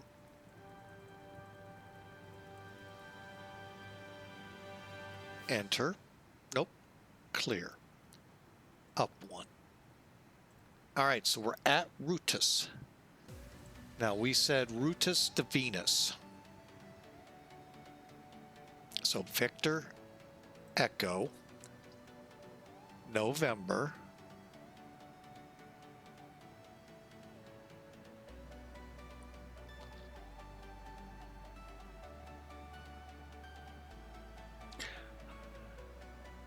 all right, November. I was looking at something thinking maybe adding another fix, but I'm not.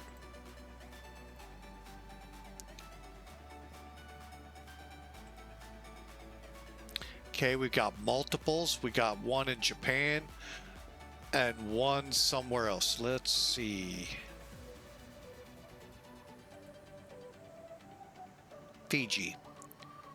So we'll go with Japan. Enter. Then we're off to Tyler.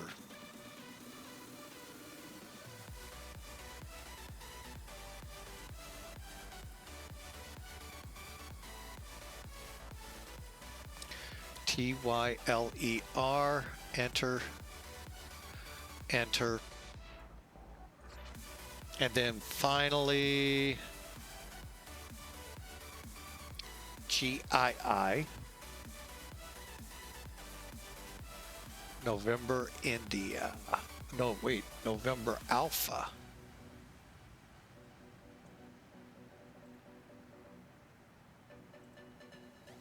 And we'll just put Cosmo just to be safe.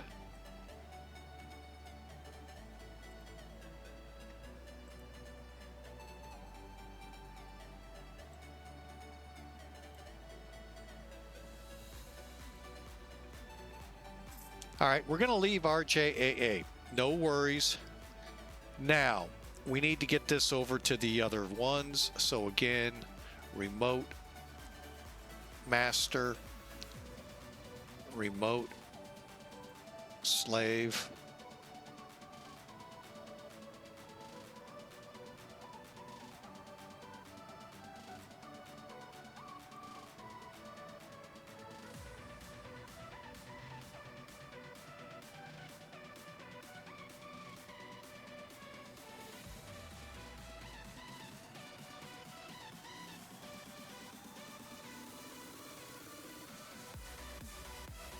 Okay, and it's going to transmit everything again, and we may have to get it on heading here real quick just to make sure.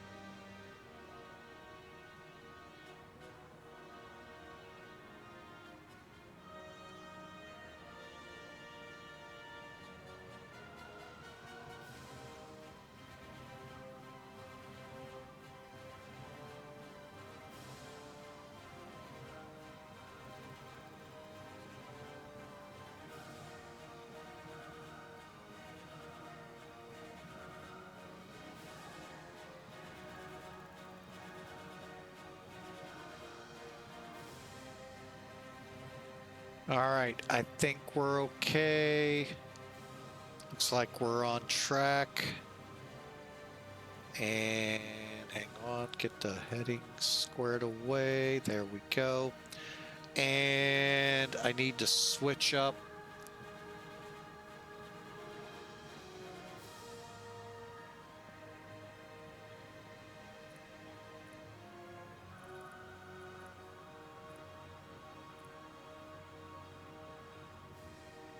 And there we go. Now we're getting back on track.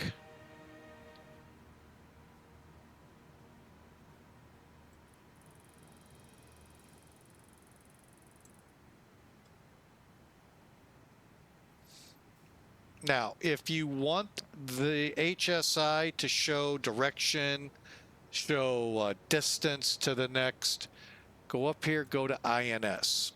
26 miles to next.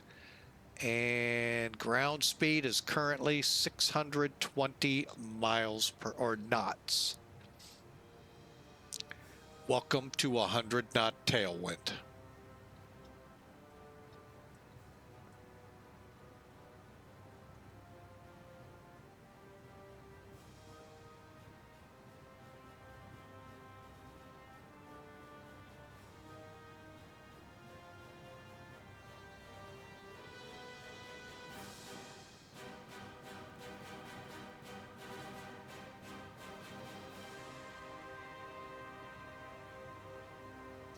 All right, and there you go. We now have the arrival put in laterally, meaning how, we navigate the skies. We'll just control the altitude. We'll start making our prediction, or not our prediction for landing, but our top of descent here shortly. All right, so we are on our way.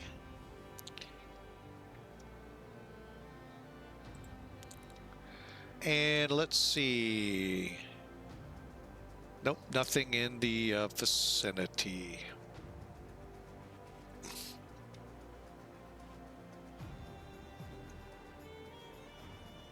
$10 miles to Case, 97 to Kars, and so forth. Welcome aboard. Thanks for flying with us. We are currently about an hour out of Tokyo. Hope you enjoy the flight in, and I think we'll call this today's flight. Let me rest up. I mentioned this yesterday. I feel like I've taken a beating this week. Nothing on the store's part, just physically myself. And I need maybe to rest a little bit. So I'm going to take that instead of putting on one or two more flights. We'll just finish with this one, and wish you all a very great weekend. Safe, keep it safe. Hey, look on the bright side. You only have, 49 more weeks till Christmas? But not to put any stress on anyone. More stress is coming on this cold snap dropping back into U.S. Supposed to get down deep into the southeast. I've even heard parts of Florida wondering how cold it will get and if they'll see snow. I mean, not the normal, I'm not going to mean it this way like, oh, it always snows in Destin. Not meaning that. I'm meaning down in the peninsula where it rarely snows. Reminds me as a kid, living in Charleston, South Carolina. Oh, beautiful place. Oh, love to live there. Anyone want to give me a house and pay the property tax? No, please don't. I can't. No. I'd get in a lot of trouble from the CEO. But anyway, as a kid, I lived at the Air Force Base there. Came down from Illinois, so I'm used to snow. Even at the age of 10, I'm used to it. And it takes a lot of snow and a lot of cold to close the school. Oh, not down there. Now, I don't know about the cold, but it does not take much snow. And it's sort of kind of for a lack of snow removal, which if you look on a map where Charleston, South Carolina is, you can see that.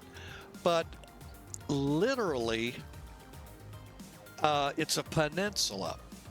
The only way into Charleston proper is over bridges. You ice them up, you shut them down. Up here, we ice, we throw the salt and whatever fluid they call it, the flavor of the week, and life goes on. But down there, they don't have that. And it was amazing how many snow days, we'd call them up north, we got down in Charleston of all places. So that's the kind of weather we're talking about for Florida. It's things they aren't typically seeing like we are up north. Now, should they have it? That's a whole argument for people who want to argue it. Me personally, I don't care. That's truly up to a lot of people besides me. But yeah, it was something to behold when you're used to it. Analogous to someone living in Minnesota, North Dakota, South Dakota, Montana and Wyoming, moving here and going, you're closing school for that? Oh, oh, it brings back another. I'm not going to do it.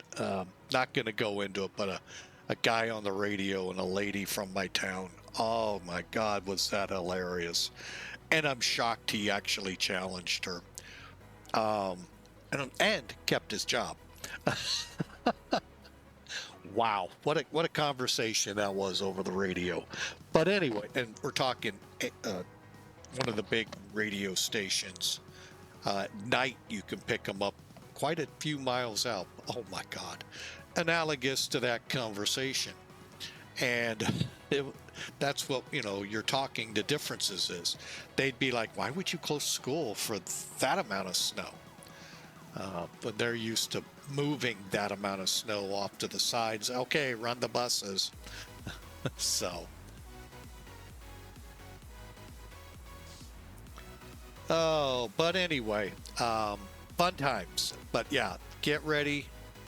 The deep south is about to really get cold again, just kind of like we did in the beginning of December. Maybe it was the middle. I forget when that cold snap hit, but boy, was that cold. Now, I'm used to colder in January, February, where we might get below zero, but Fahrenheit. Yeah, I can hear you guys in your mouth. Below zero isn't much. That's just the freezing temperature. No, Fahrenheit, folks. Yeah, you guys would be going, oh my gosh, it actually gets this cold? Unless you live in Sweden or Finland. Maybe Iceland, but for some reason, Iceland's green and Greenland's ice. I don't get how we named them that way. So... and by the way, Iceland is very, I watched a movie not long ago. Wow. I have put Iceland on my bucket list. I would love to see that country. I'm not so sure about Greenland, because most of it looks like an iceberg. But that's why I don't get how they named them that way. But, wasn't around when they named them, so. But yeah, you guys might know what what that feels like.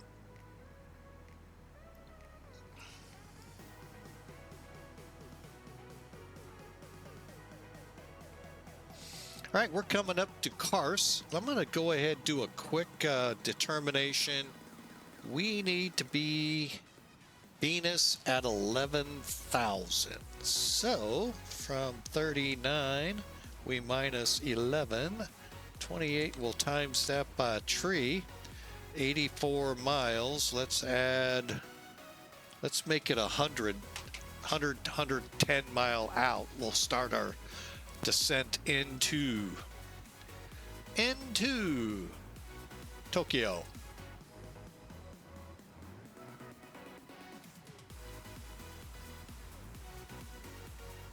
However, we always recommend to keep your seatbelt fastened while you're seated. In a few moments, the flight attendants will be passing around the cabin to offer you hot or cold drinks, as well as a light meal. Alcoholic drinks are also available at a nominal charge. Now, sit back, relax, and enjoy the flight. Thank you.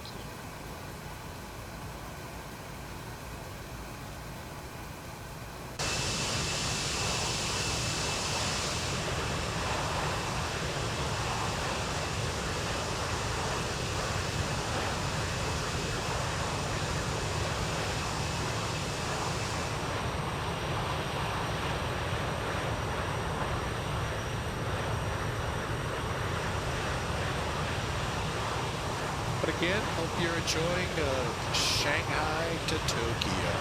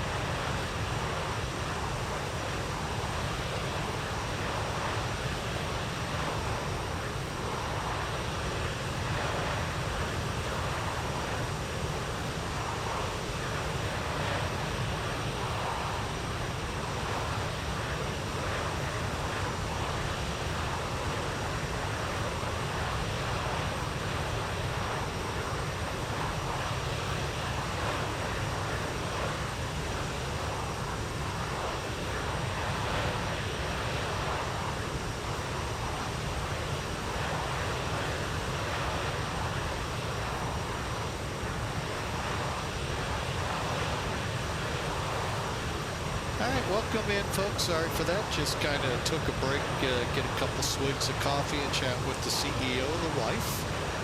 And yeah, this will be the only flight today. It'll allow us to get some things done if we need to, so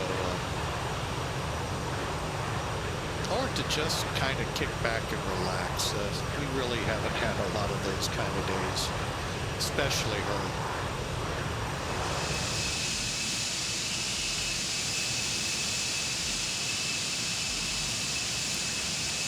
All right. Boy, these clouds, they always look so good.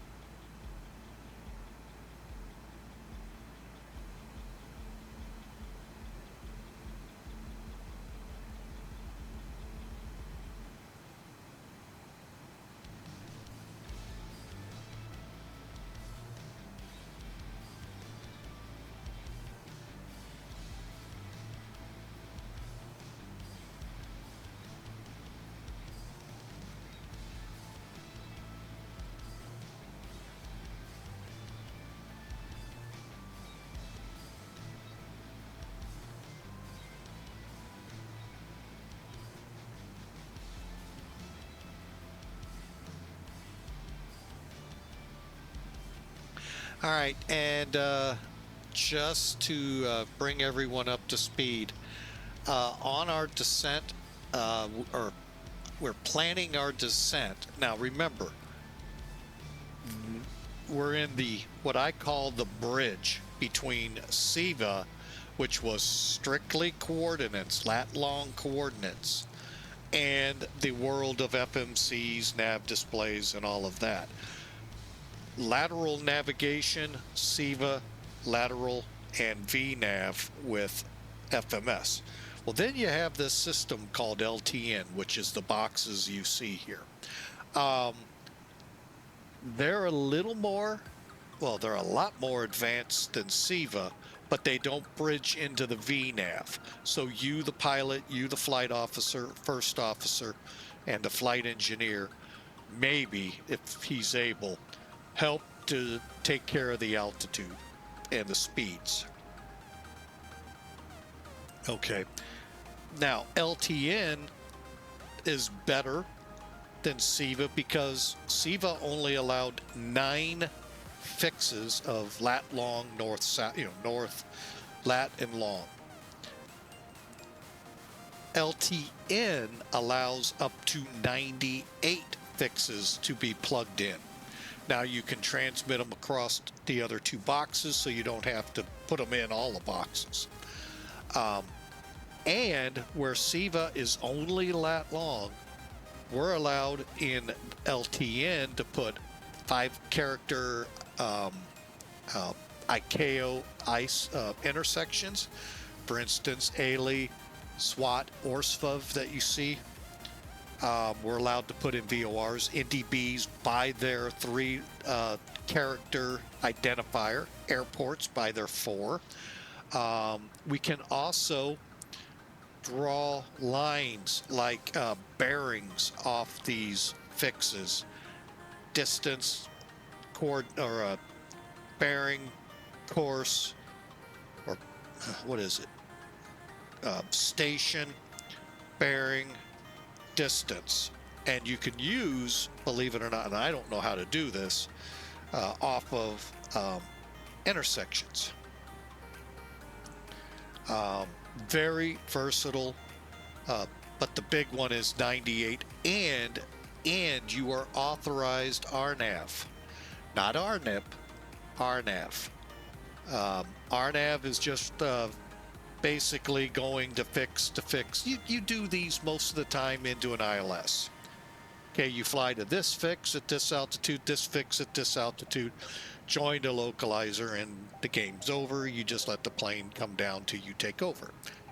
Well, you can do the same thing here, but you can't do what's called an RNIP, where it will actually descend the plane in. It actually couples up like an ILS, but it's not as, is it more accurate or less accurate? I just know this, you can't fly Cat 2, Cat 3 on it. To me, would say less accurate, but I'll leave that for you guys in the pilot world to argue. So you're capable to fly those RNAVs because you can put them in. We did it earlier.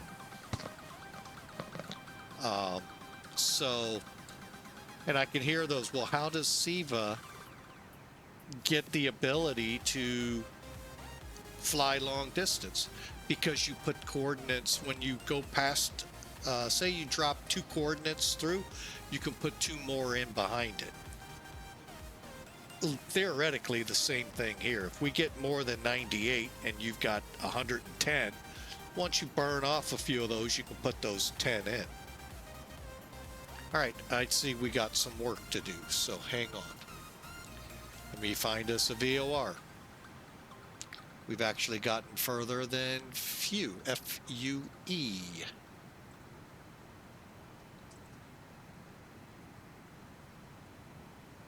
Oh, what's up ahead that we could use?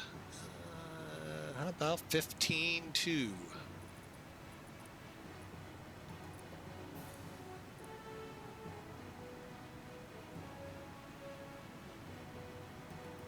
And 14.5 is going to go out soon. There we go. 1084.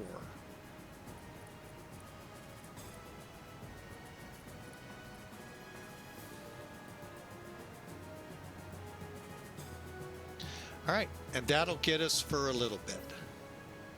15.2 will go pretty quick. We'll pick up 12.9 on the other side. We'll probably, yeah, we'll be good. All right.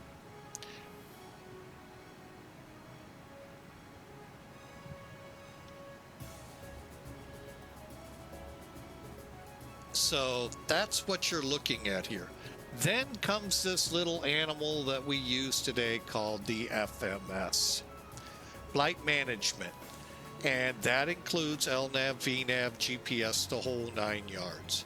Now, the positives there, you don't have to update en route to stay on. It's using the GPS and INS together to keep the aircraft on the track. Now, with LTN and SIVA, you actually get drift. That's why we're using the VORs out there to update it.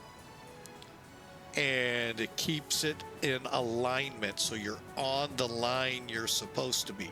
Drift, by drift, I don't mean you're going to be 100 miles off course. You're only going to be at the most a mile, maybe 2. And then as you get that drift closed into 0 again, you're back on track. Brain Games made some videos out there. They're really good. The long one will really show what the updating does. So, but anyway, we're cooking along here pretty good. And we should be in there in about 45 minutes or so, or in the area. We'll be on the ground then shortly thereafter. So I hope that kind of helps. And if I butchered it badly, please tell me out there, real pilots, because I flew Pipers and Cessnas, not Boeings and Airbuses when I was learning to fly. God help us if we were allowed to do that. Whew, there would have been a whole lot more crashes out there. I'll give you an interesting something for people to think aspiring to fly.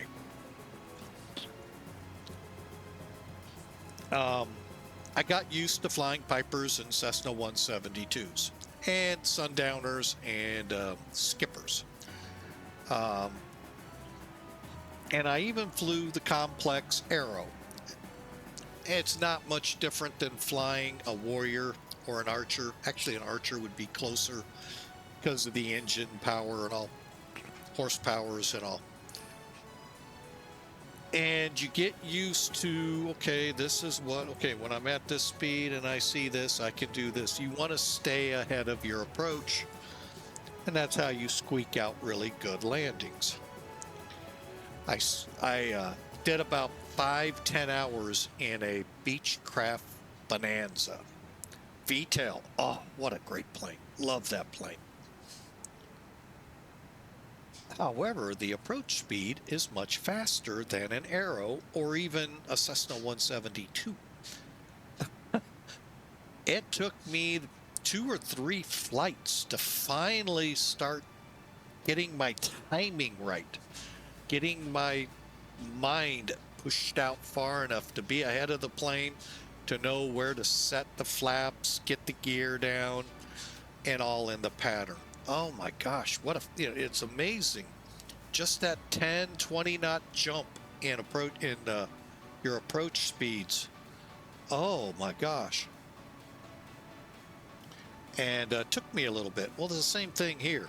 You got to stay ahead of it so you know when to get her to this speed, put the flaps down to whatever notches. Granted, it helps you a lot in with the little speed bugs and all, but you gotta really stay ahead. You fall behind, go around and try it again.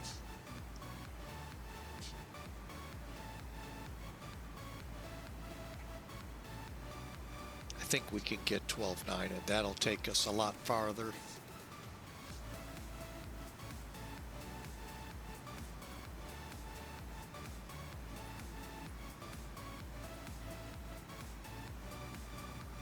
Okay, and I am going to go ahead. What are we working off? 108.4.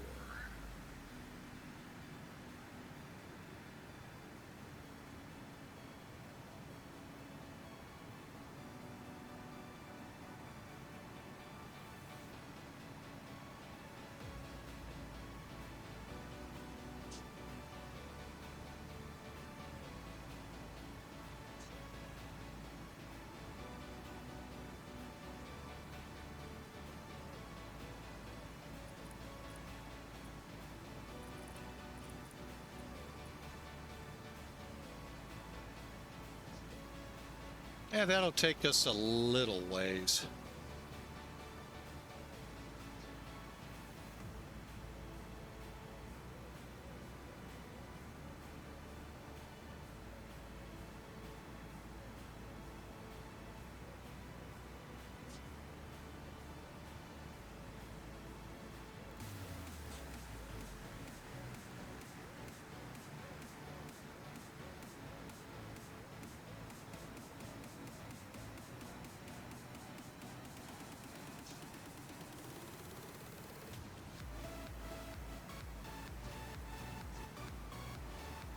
Oh, we got some traffic out there. Let's see.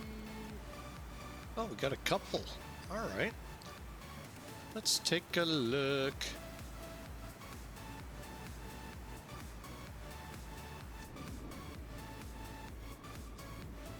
That's one.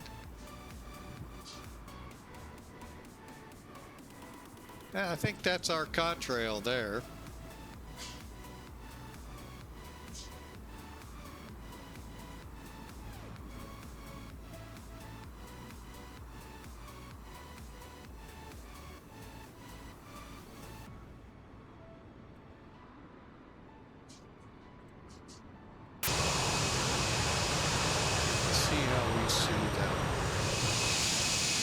May be too low for a contrail.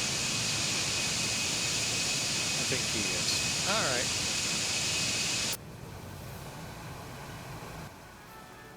So we shall continue. We got a bunch of aircraft in Kansai, as well as Osaka, and I actually like flying into Osaka. I don't know about you all. But yeah, we've got a couple flights that can go through there here at Pan Am. So hey, give us a try. You know, VAMSIS, VATSIM.io/register/Papa Alpha Alpha. VAMSIS is spelled phonetically Victor Alpha Mike Sierra Yankee Sierra .India Oscar /register/Papa Alpha Alpha. Love to have you aboard. Great stuff. Pegasus, the ACAR system we use. If you really take it to its full potential, it's amazing what it'll track in the simulated planes. And our flight schedules, we have Pan Am 1985, something in the 60s. I can't remember the date. TWA, I think, is 1984. Yeah, we have TWA with us. I know, can't have every... And those of you out there that know airline history would know where that was coming from. Problem is, I prefer TWA. But the CEO decided, hey, let's put him on Pan Am. Yeah, I like it. I get to fly the Queen more than on TWA, because more modern look to TWA than it ever was. So, but anyway, join us. We'd love to have you aboard. I'd love to have you flying out here in the friendly skies of Pan Am Virtual.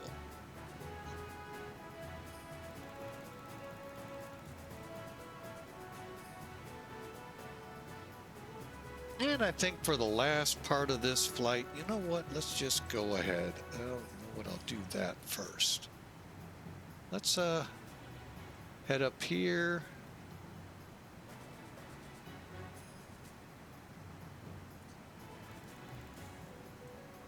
Bear with me a second. I like seeing what other streamers are flying.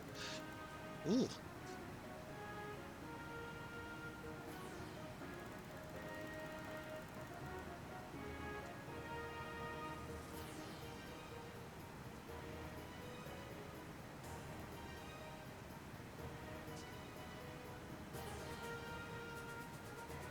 Looks like somebody's showing off the jet stream. Yeah, it's pretty intense out here, folks. Whew.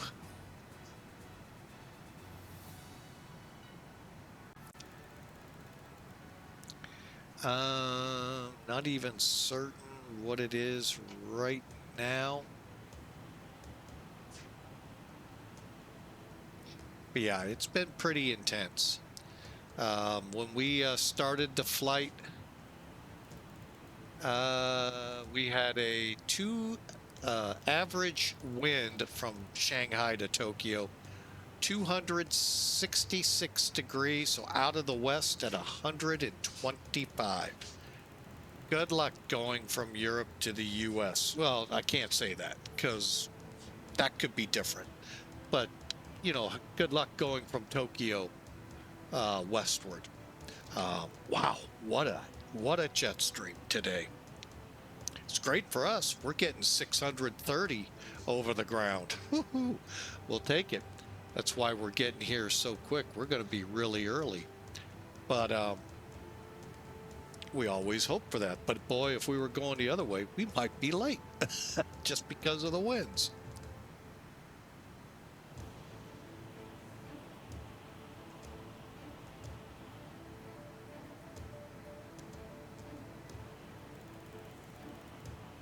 And I'm just going to do it for fun, but yeah, we don't have any weather to worry about. But yeah, I see a lot of people up and flying, like always on Friday, headed to Frankfurt or out of Frankfurt. So, great day. Hey, you know, I've always had some pretty good luck. Even going out of Frankfurt, they've always been pretty good, along with Manchester and London, places that are swamped. They seem to do a good job getting the traffic moving. Amsterdam, don't let me throw you, out, but yeah, you guys did a great job too. So, not naming the rest because I'll truly to be totally honest, I haven't flown in you when you were busy.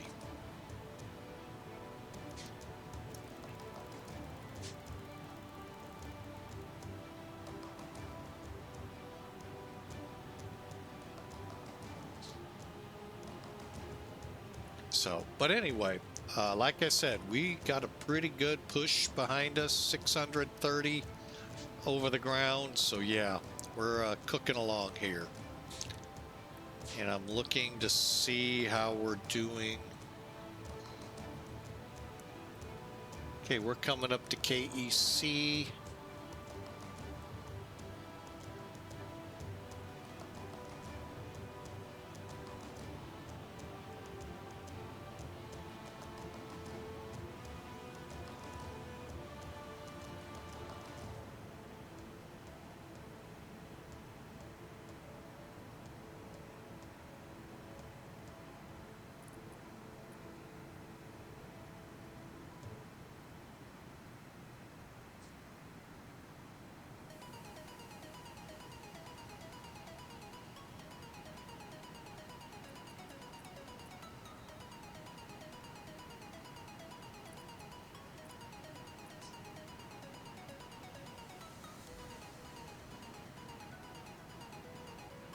Okay, we're too far from them.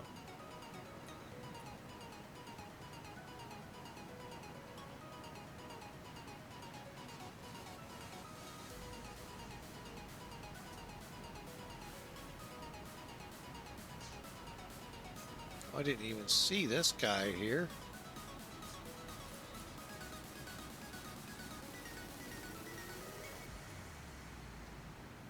Way too far out. Okay.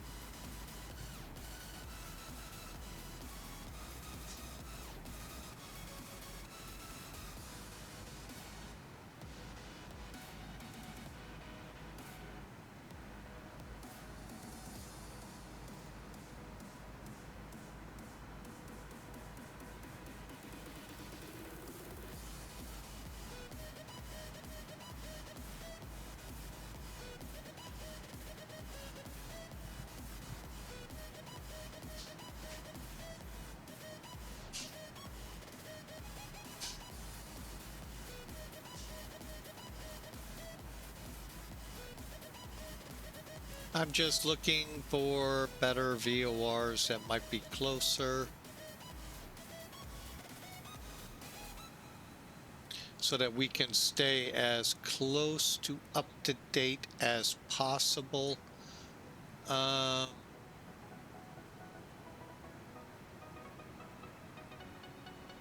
Before I tune in the ILS. And believe it or not, I believe I can use Narita VOR from keeping her on track here soon.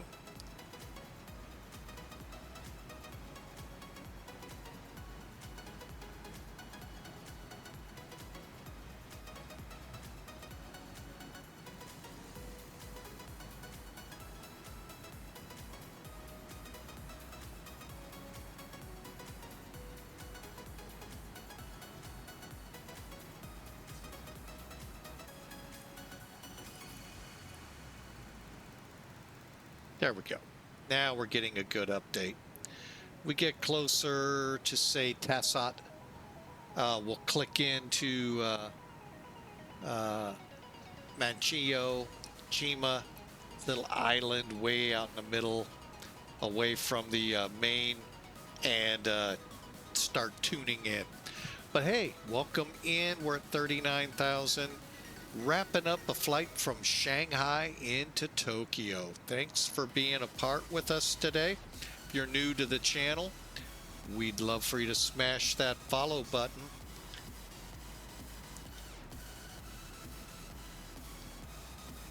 And follow us. All it costs you is an email that lets you know, hey, Flying with Mike is live. No money, no nothing. Now, by chance you're catching us on YouTube, we would love for you to subscribe to the channel if you like our content. And if you do like it, give us a thumbs up. Let us know you're out there. Leave a comment. We love reading them. And I do try my hardest to read them all. And yes, I fail, but I do try to read them all. But yeah, we're on track and headed for, we would love to hit 1,000 subscribers here.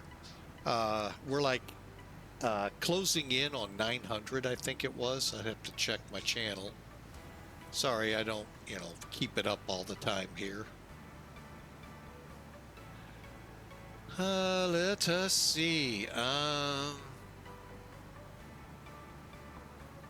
Yeah, we got a little ways to 900, but we would sure love to get over that 1,000 viewer hump. Yeah, I've heard where that's not a thing anymore, but it's for me. I would like to, before I even consider monetizing, to know I have a group that are dedicated and would help support us. Help us keep the lights on in the hangar here. So we sure appreciate it. Hey, and if you're on Twitch and you do want to help out in keeping the lights on, we'd love you to hit that subscribe button here in Twitch. Now, that does cost you in Twitch, but it'll give you ad-free viewing and helps to keep the lights on. So, hey, we sure appreciate y'all. And fuel in the aircraft to be able to fly. So, but yeah, we are about 30 minutes or so out of Tokyo, and a great flight we've had today. Great people out there. Thank you for joining us. We'll be enjoying this into here.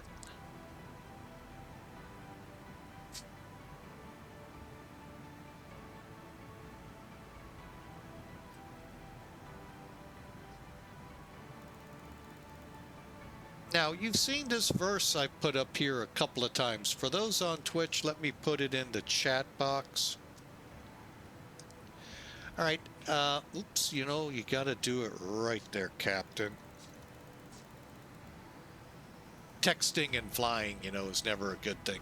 But anyway, Matthew 6:21 is part of the Sermon on the Mount. More specifically, this quote comes in a section of the sermon. The sermon helps us to understand what it means. For instance, do not murder. Y'all know the 10 Commandments. You know that's one of the biggies. Thou shalt not kill. Thou shalt not commit murder. Depends your translation.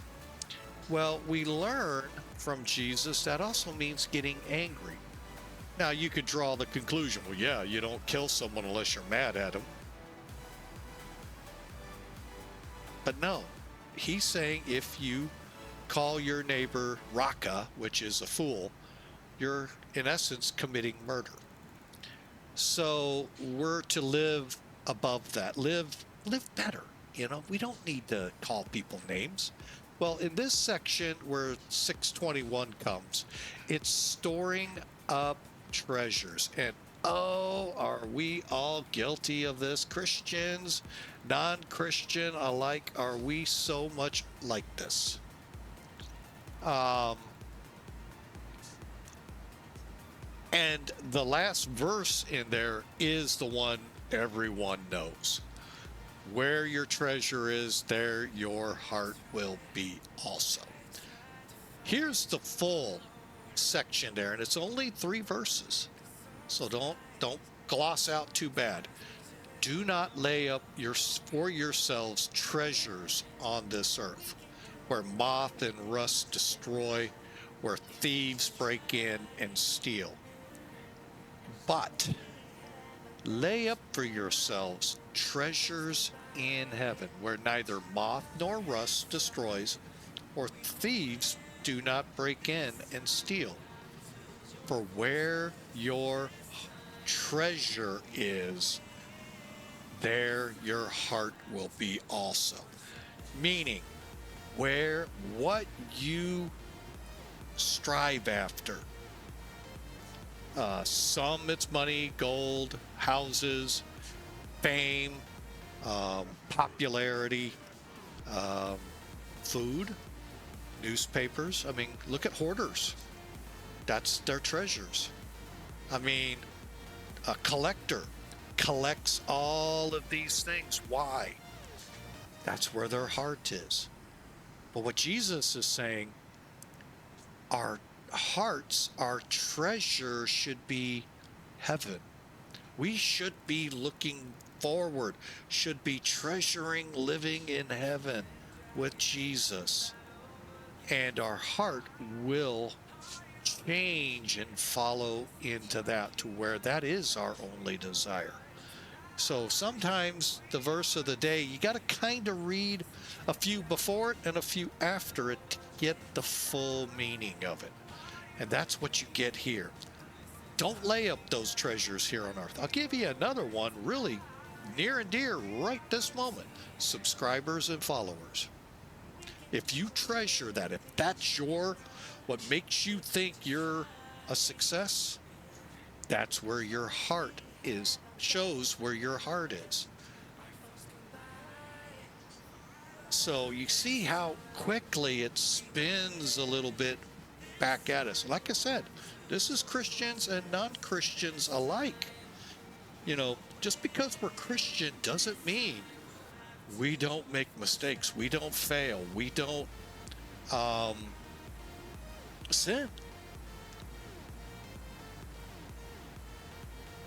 It means our goal is to be like the sinless Jesus.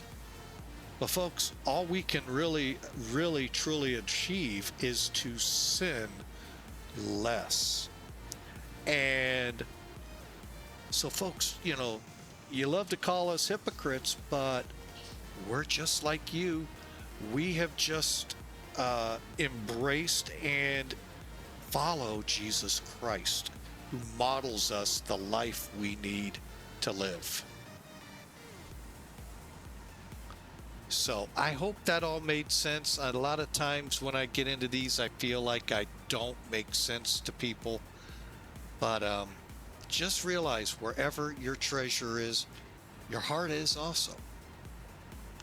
Another phrase not long after this, can't serve two masters, money and something else.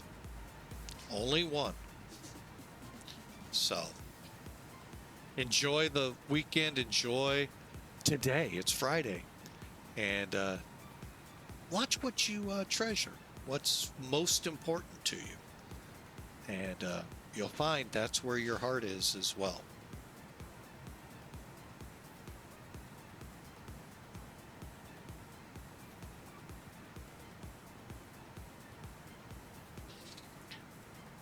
All right, where are we going to be at that 100-mile mark? 30, 50.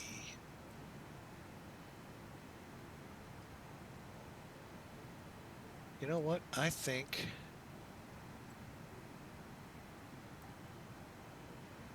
hang on, we're about to lose.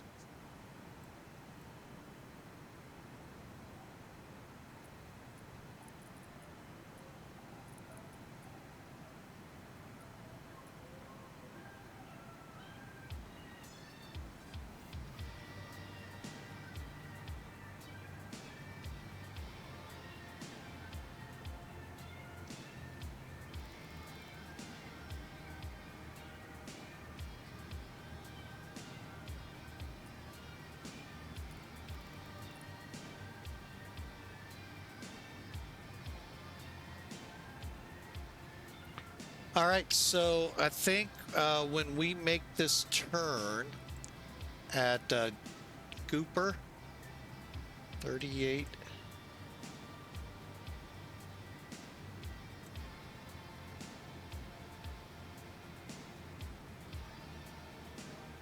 I think we'll be, hang on, how far is that?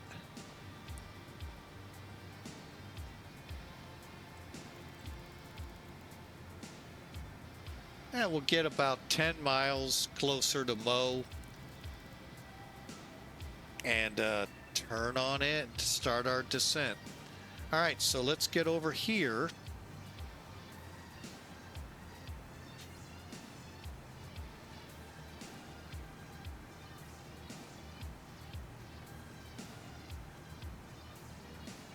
All right, we are planning to land on a 13,100 foot runway.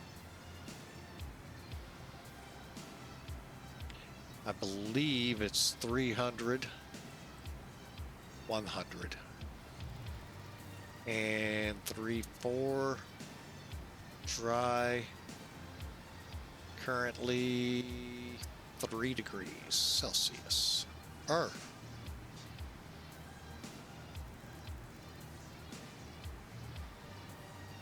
And 2991 wind, currently 330, we'll just go with it, 330. Dun, dun, dun, dun, dun, dun, at 5.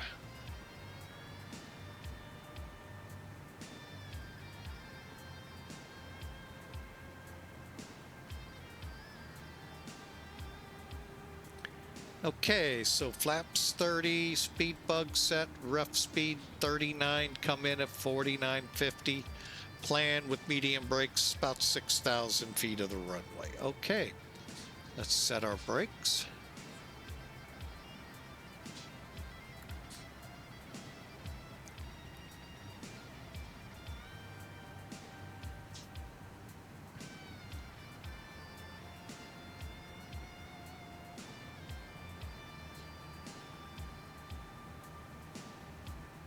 Okay, let's go ahead, start our descent. We're headed to 11,000.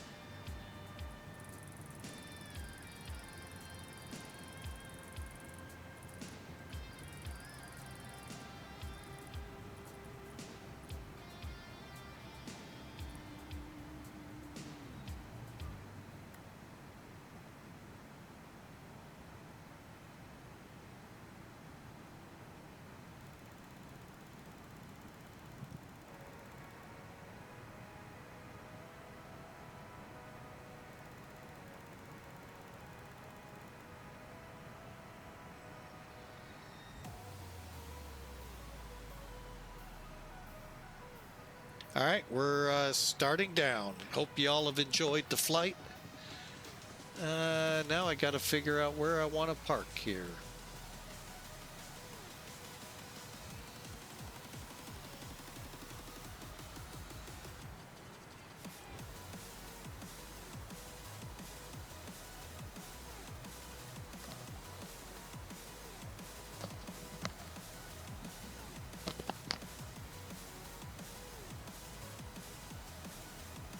I think we'll head down the main line here towards on that peninsula. Okay. So we'll head for like 37, 35, 37, 41 in that ballpark there.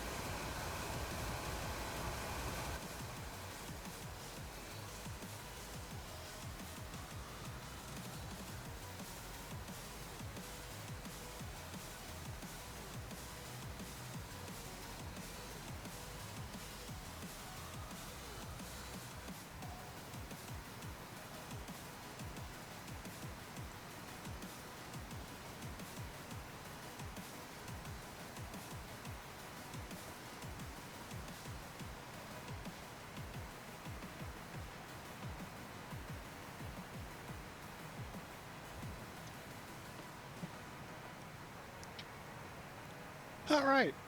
Again, I want to thank Keys 9311 for following us. Oh, why are we getting blurry? Are we getting blurry out there?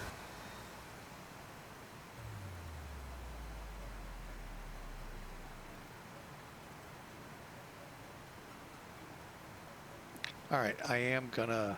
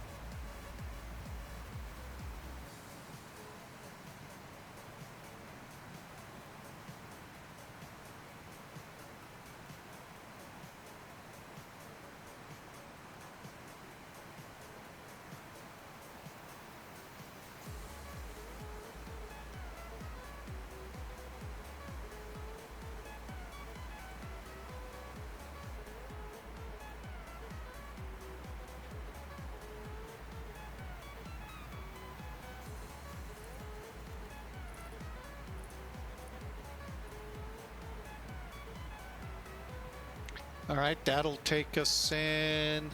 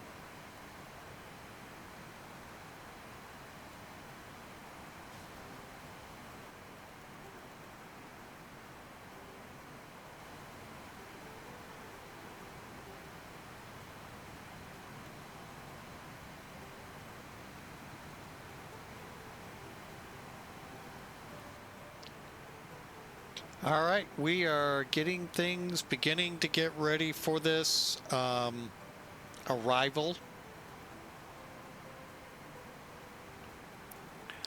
We're through 25,000, headed in for 11,000 by Venus.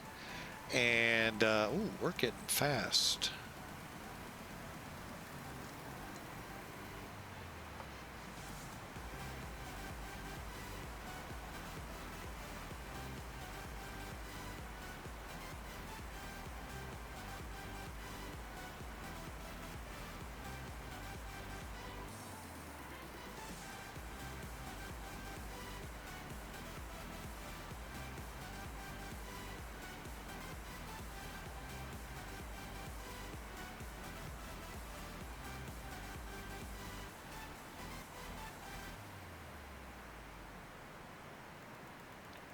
think it's 13,000 here. Oh, 14. Okay, for transition.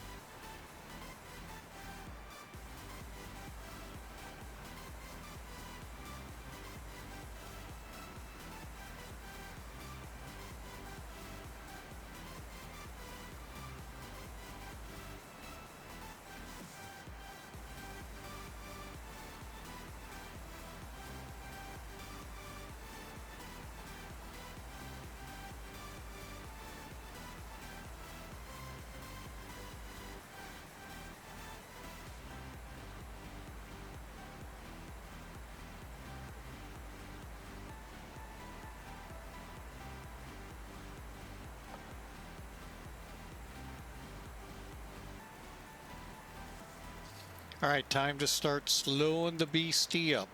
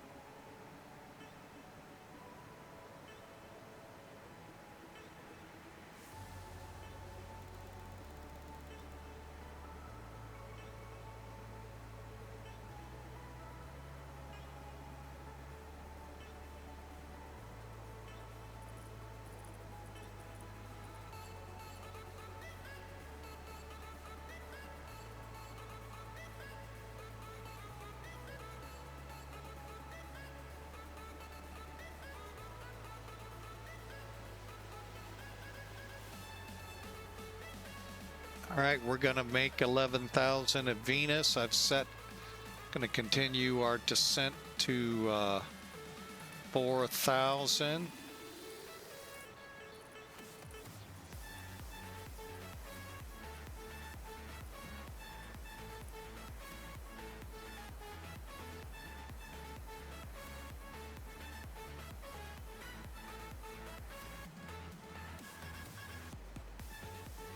And now let's dial in 11.9.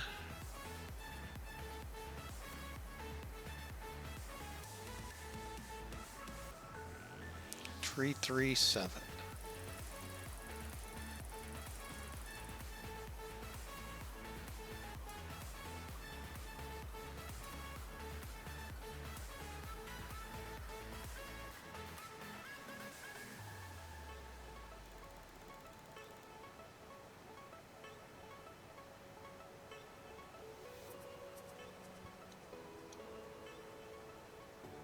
Approach checklist, please. Seatbelts and shoulder harness. Check. Seatbelts and no smoking signs. On. Anti-ice. Off. Exterior lights. Check. Auto brakes. Medium. Radio INS switches. Radio. Flight director computer selectors. Check. 10,000. Brake pressure. Check. Altimeters. 1013. Set and cross-check. Landing data, EPR and airspeed bugs. Set and cross-check. Seatbelts and shoulder harness. Check. Fuel panel. Check. Fuel heat. This. Off. EPR computer. Go around. Cabin altitude. Check. Circuit breakers. Check. Approach checklist completed.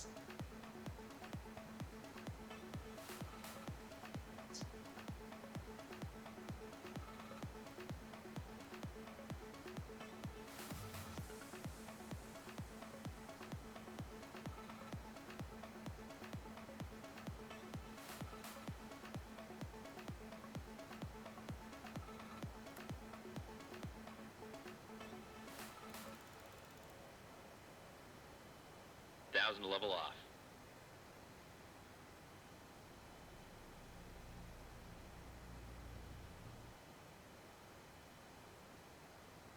All right, we're going to go a little sterile here as we begin to hook up to the localizer.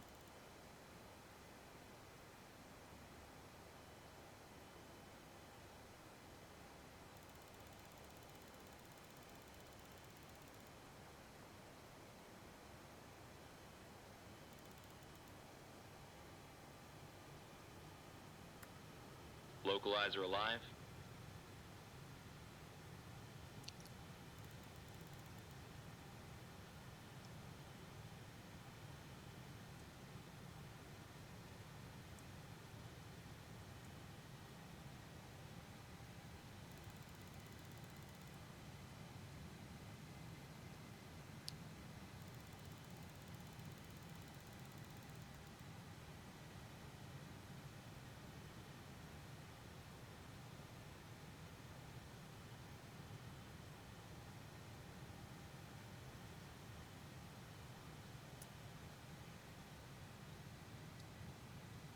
Narita traffic, Clipper 18 heavy, approximately 25 miles out on the ILS 34 left.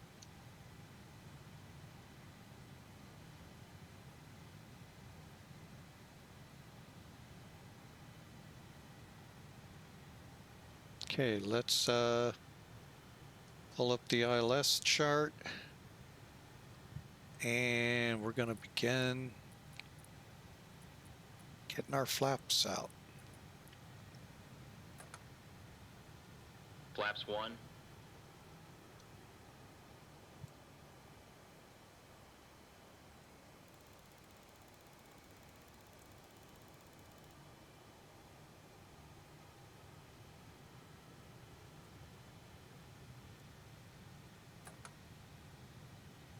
Flaps 5.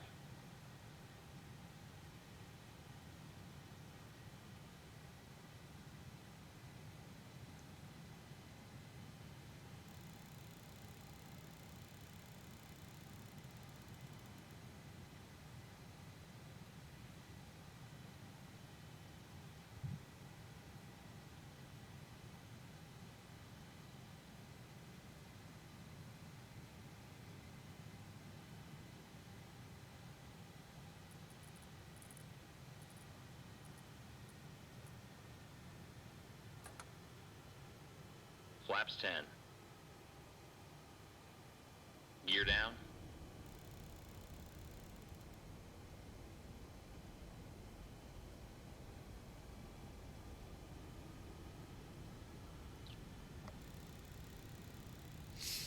All right, gear down procedure started. Gears down. Green light. That procedure comes from an incident that occurred, many incidents here at Narita, where ice fell off the aircraft when the landing gear came out over land. So now they want it, you put it down before coast in. That way the idea is the ice would be off already.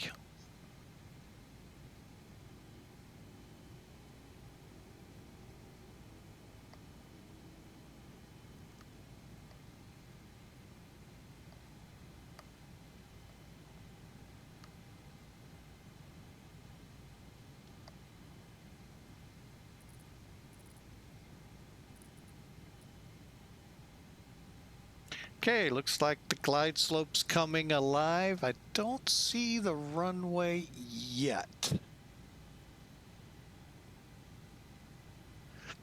From what I've read, that shouldn't be a problem.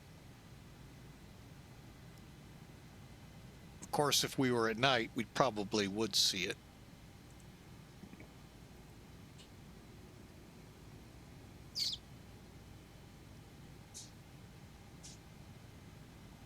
Okay, make sure we're on glide slope. We are. And I'm going flaps 20. Flaps 20.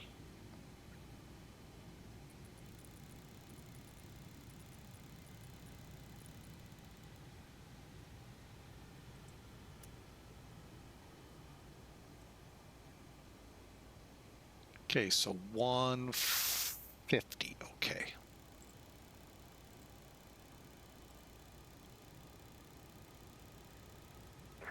Narita traffic, Police 161, VNMD 11, pushing back from stand 35, will be facing off at Taxi Romeo.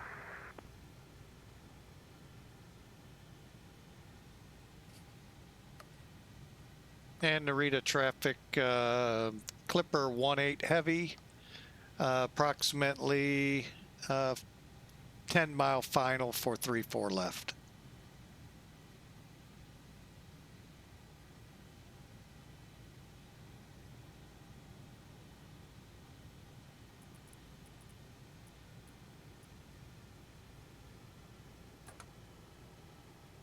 Flaps 25. Flaps 30.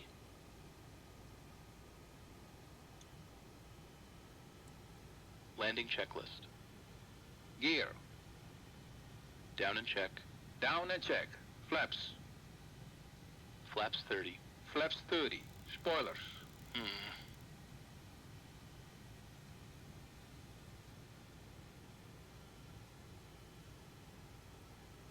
Armed. Ignition. Flight start. Anti-skid. Check. Altimeters. 1013. Set and cross-checked. Landing checklist completed.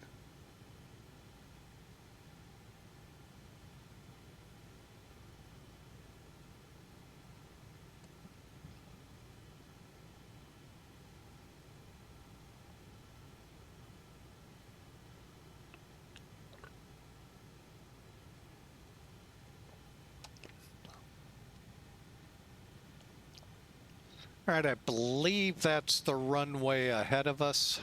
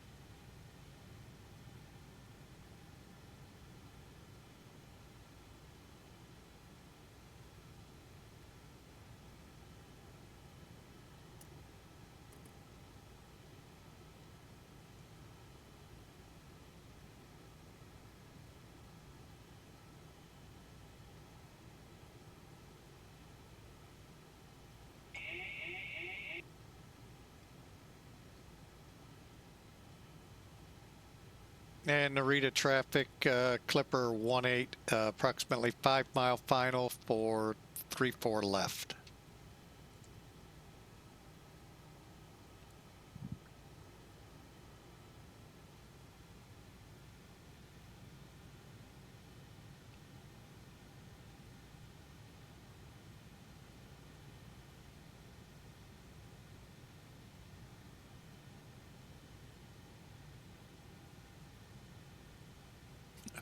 Looks like water, the ramps.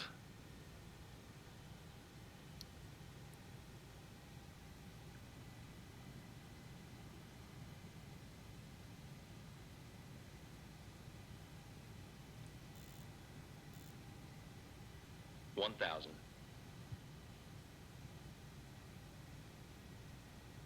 Okay, we'll be landing. We're stable.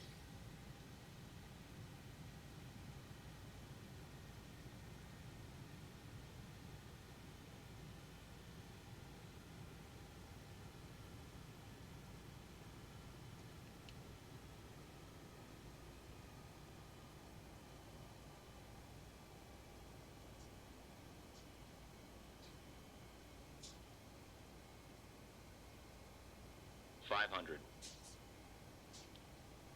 Don't think.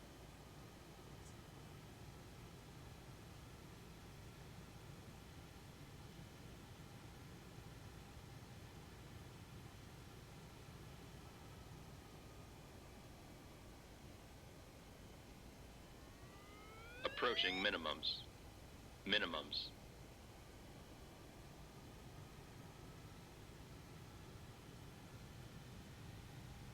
$50, $40, $30, $20, $10. Check reverse. Welcome to Narita.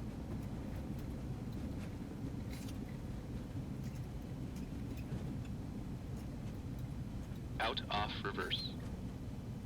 Auto brake off.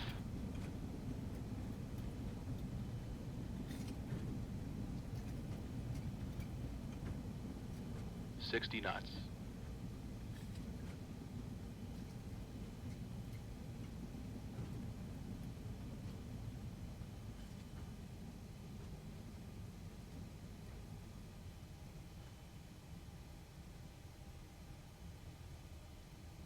Narita traffic, Clipper 18 off at Alpha 5 to the terminal.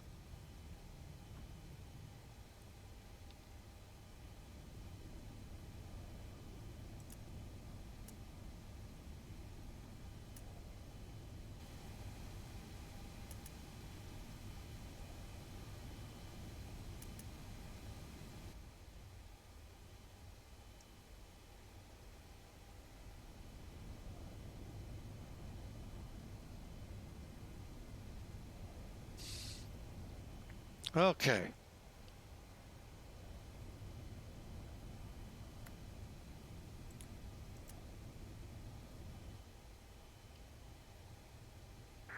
Narita traffic, 6161, heavy taxi, runway 34 left, via Whiskey 8 Alpha, hold the point After landing, Alpha checklist. 10.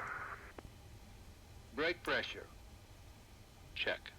Body gear steering. Arm. Auto brakes. Off. Ignition. Off.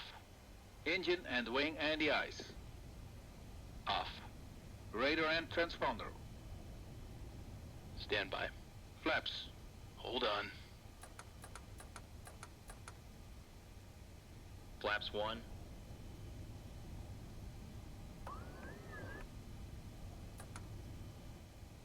Flaps up.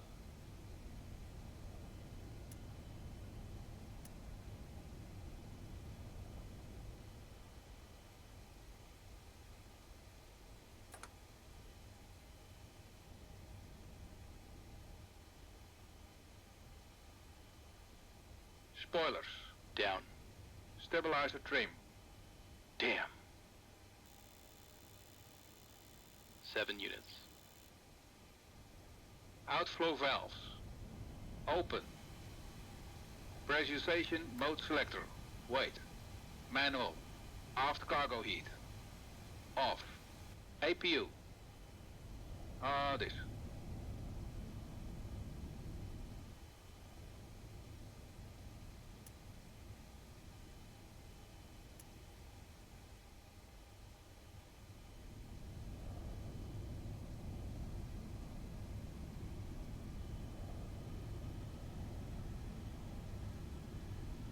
Check. Checklist completed.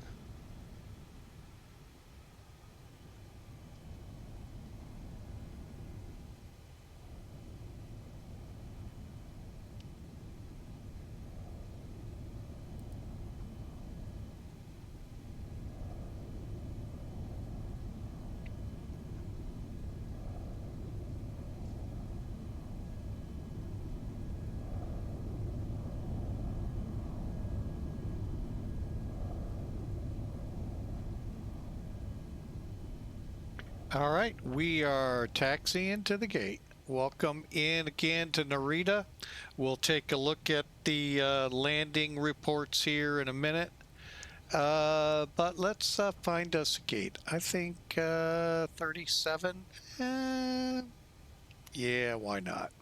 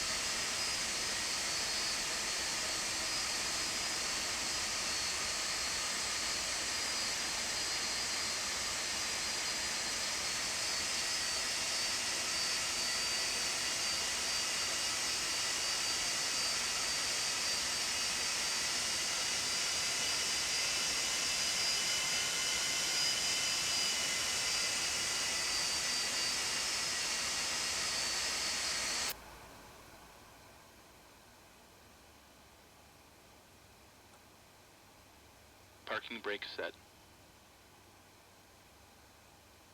All right, brakes are set. Apu is running.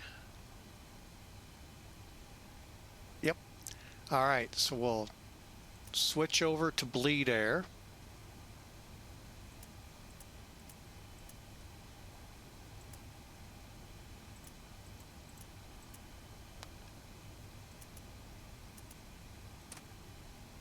Okay, APU now has it.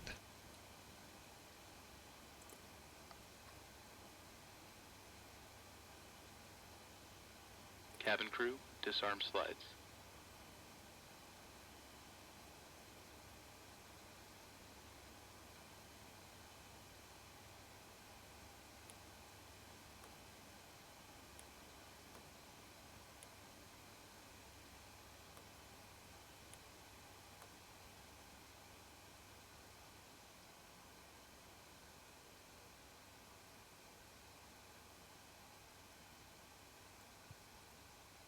Cockpit to ground, put the chocks on.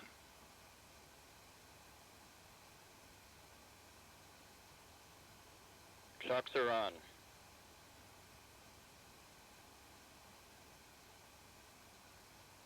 Ground power connected.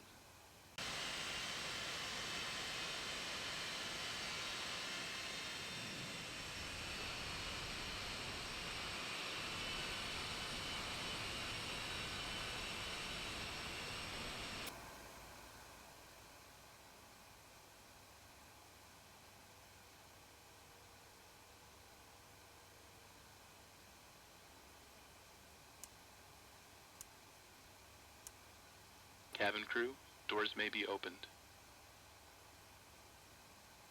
Ladies and gentlemen, please check around your seat for any personal belongings you might have brought on board with you, and please use caution when opening the overhead bins, as heavy articles may have shifted around during the flight. On behalf of our airline and the entire crew, I'd like to thank you for joining us on this trip, and we are looking forward to seeing you on board again in the near future. Have a nice day.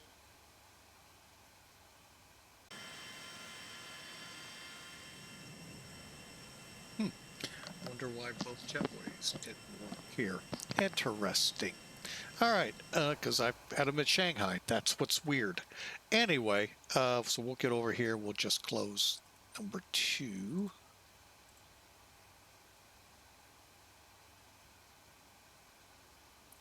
All right, and back here to payload. All right, let's run the checklist here, and then we'll get into it. All right, start it up.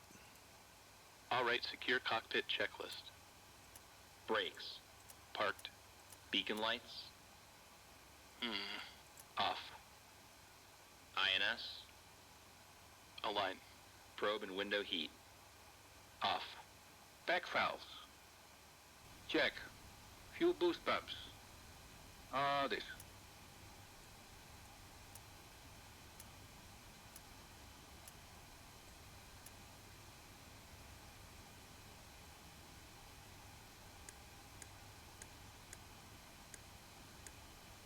Off. Reserve tank valves. Closed. Hydraulic panel. Check. Oxygen. Check. Flight recorder. Off.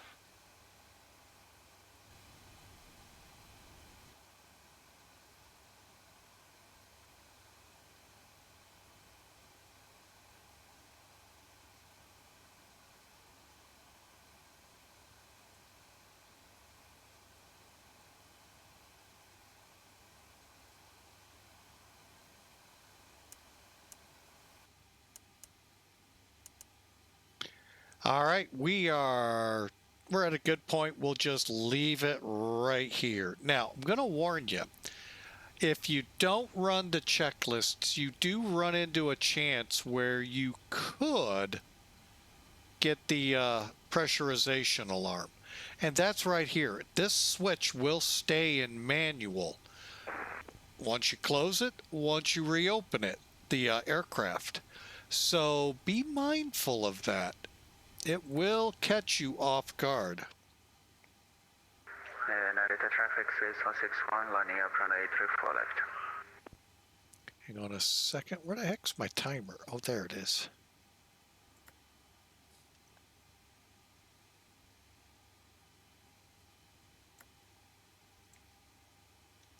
All right. So, but anyway, we are deplaning. And we'll just look outside the plane. And cargo's done. Doors are closing.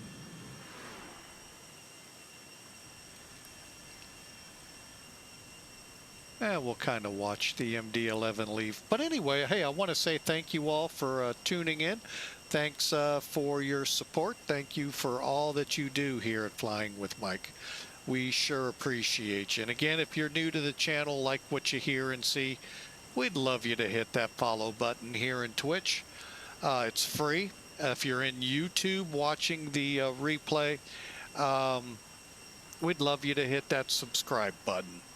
That too, by the way, in YouTube is free. But again, thank you so much. All right, the MD-11's lined up, Swiss in Centurion colors. I don't know how that works, but it does. Let me file the flight.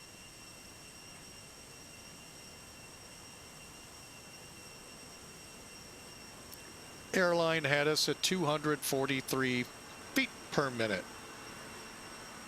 I think they still robbed us, but, you know, hey, who are we with these computers, you know? All right. Narita traffic 6161 heavy taking off runway 34 left. We'll follow the Petra 8 departure at release position. To what?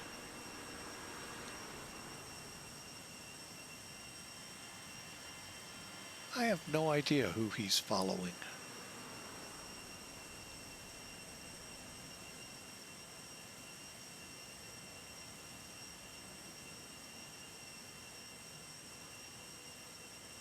Oh, there he goes. It's like, what? No idea. But anyway, there he goes. All right, so going through it here, we got all the points we can, 155 here with this airline. And considered short haul. Yeah, I'll agree with that. And we're into Narita. Again, 243, according to the airline, feet per minute.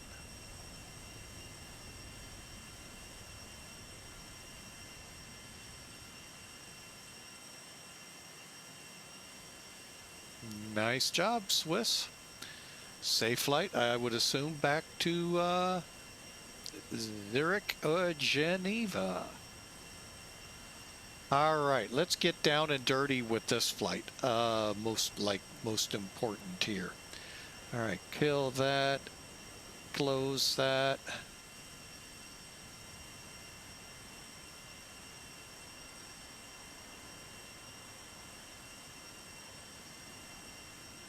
Oh, how'd that slide over?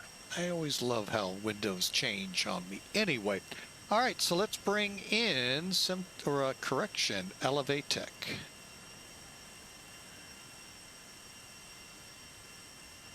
And we'll hit the right button yet.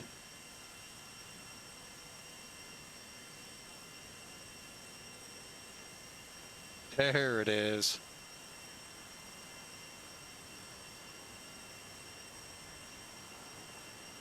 Okay, looks like we flew 1,000, just shy of 1,100 miles. And according to them, we landed 240 and 134 knots. You know, that's just about where we planned. And that's good number. 1.4, yeah, that could be a little less, but overall, that for flight simmers, not bad. I know some of you go, oh, I could grease it. Oh, good. I hope you use Crisco when you land on the runway. But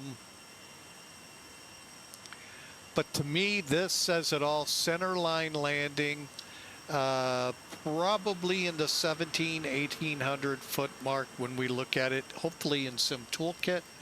And that's good landing in my book. Arrived 57 minutes early.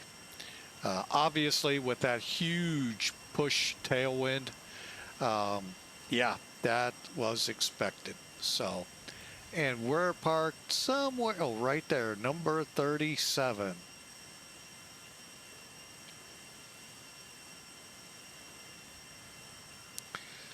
All righty. Now the unofficial scorekeeper for flying with Mike got us at 331 feet a minute, still 130. Much better on the G's. That's how I felt it. 1.1, 1.2. Not the 1.4. I didn't feel like we hit that runway that hard.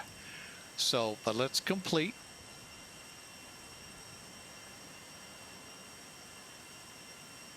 And now let's look it up. Okay, there's the routing.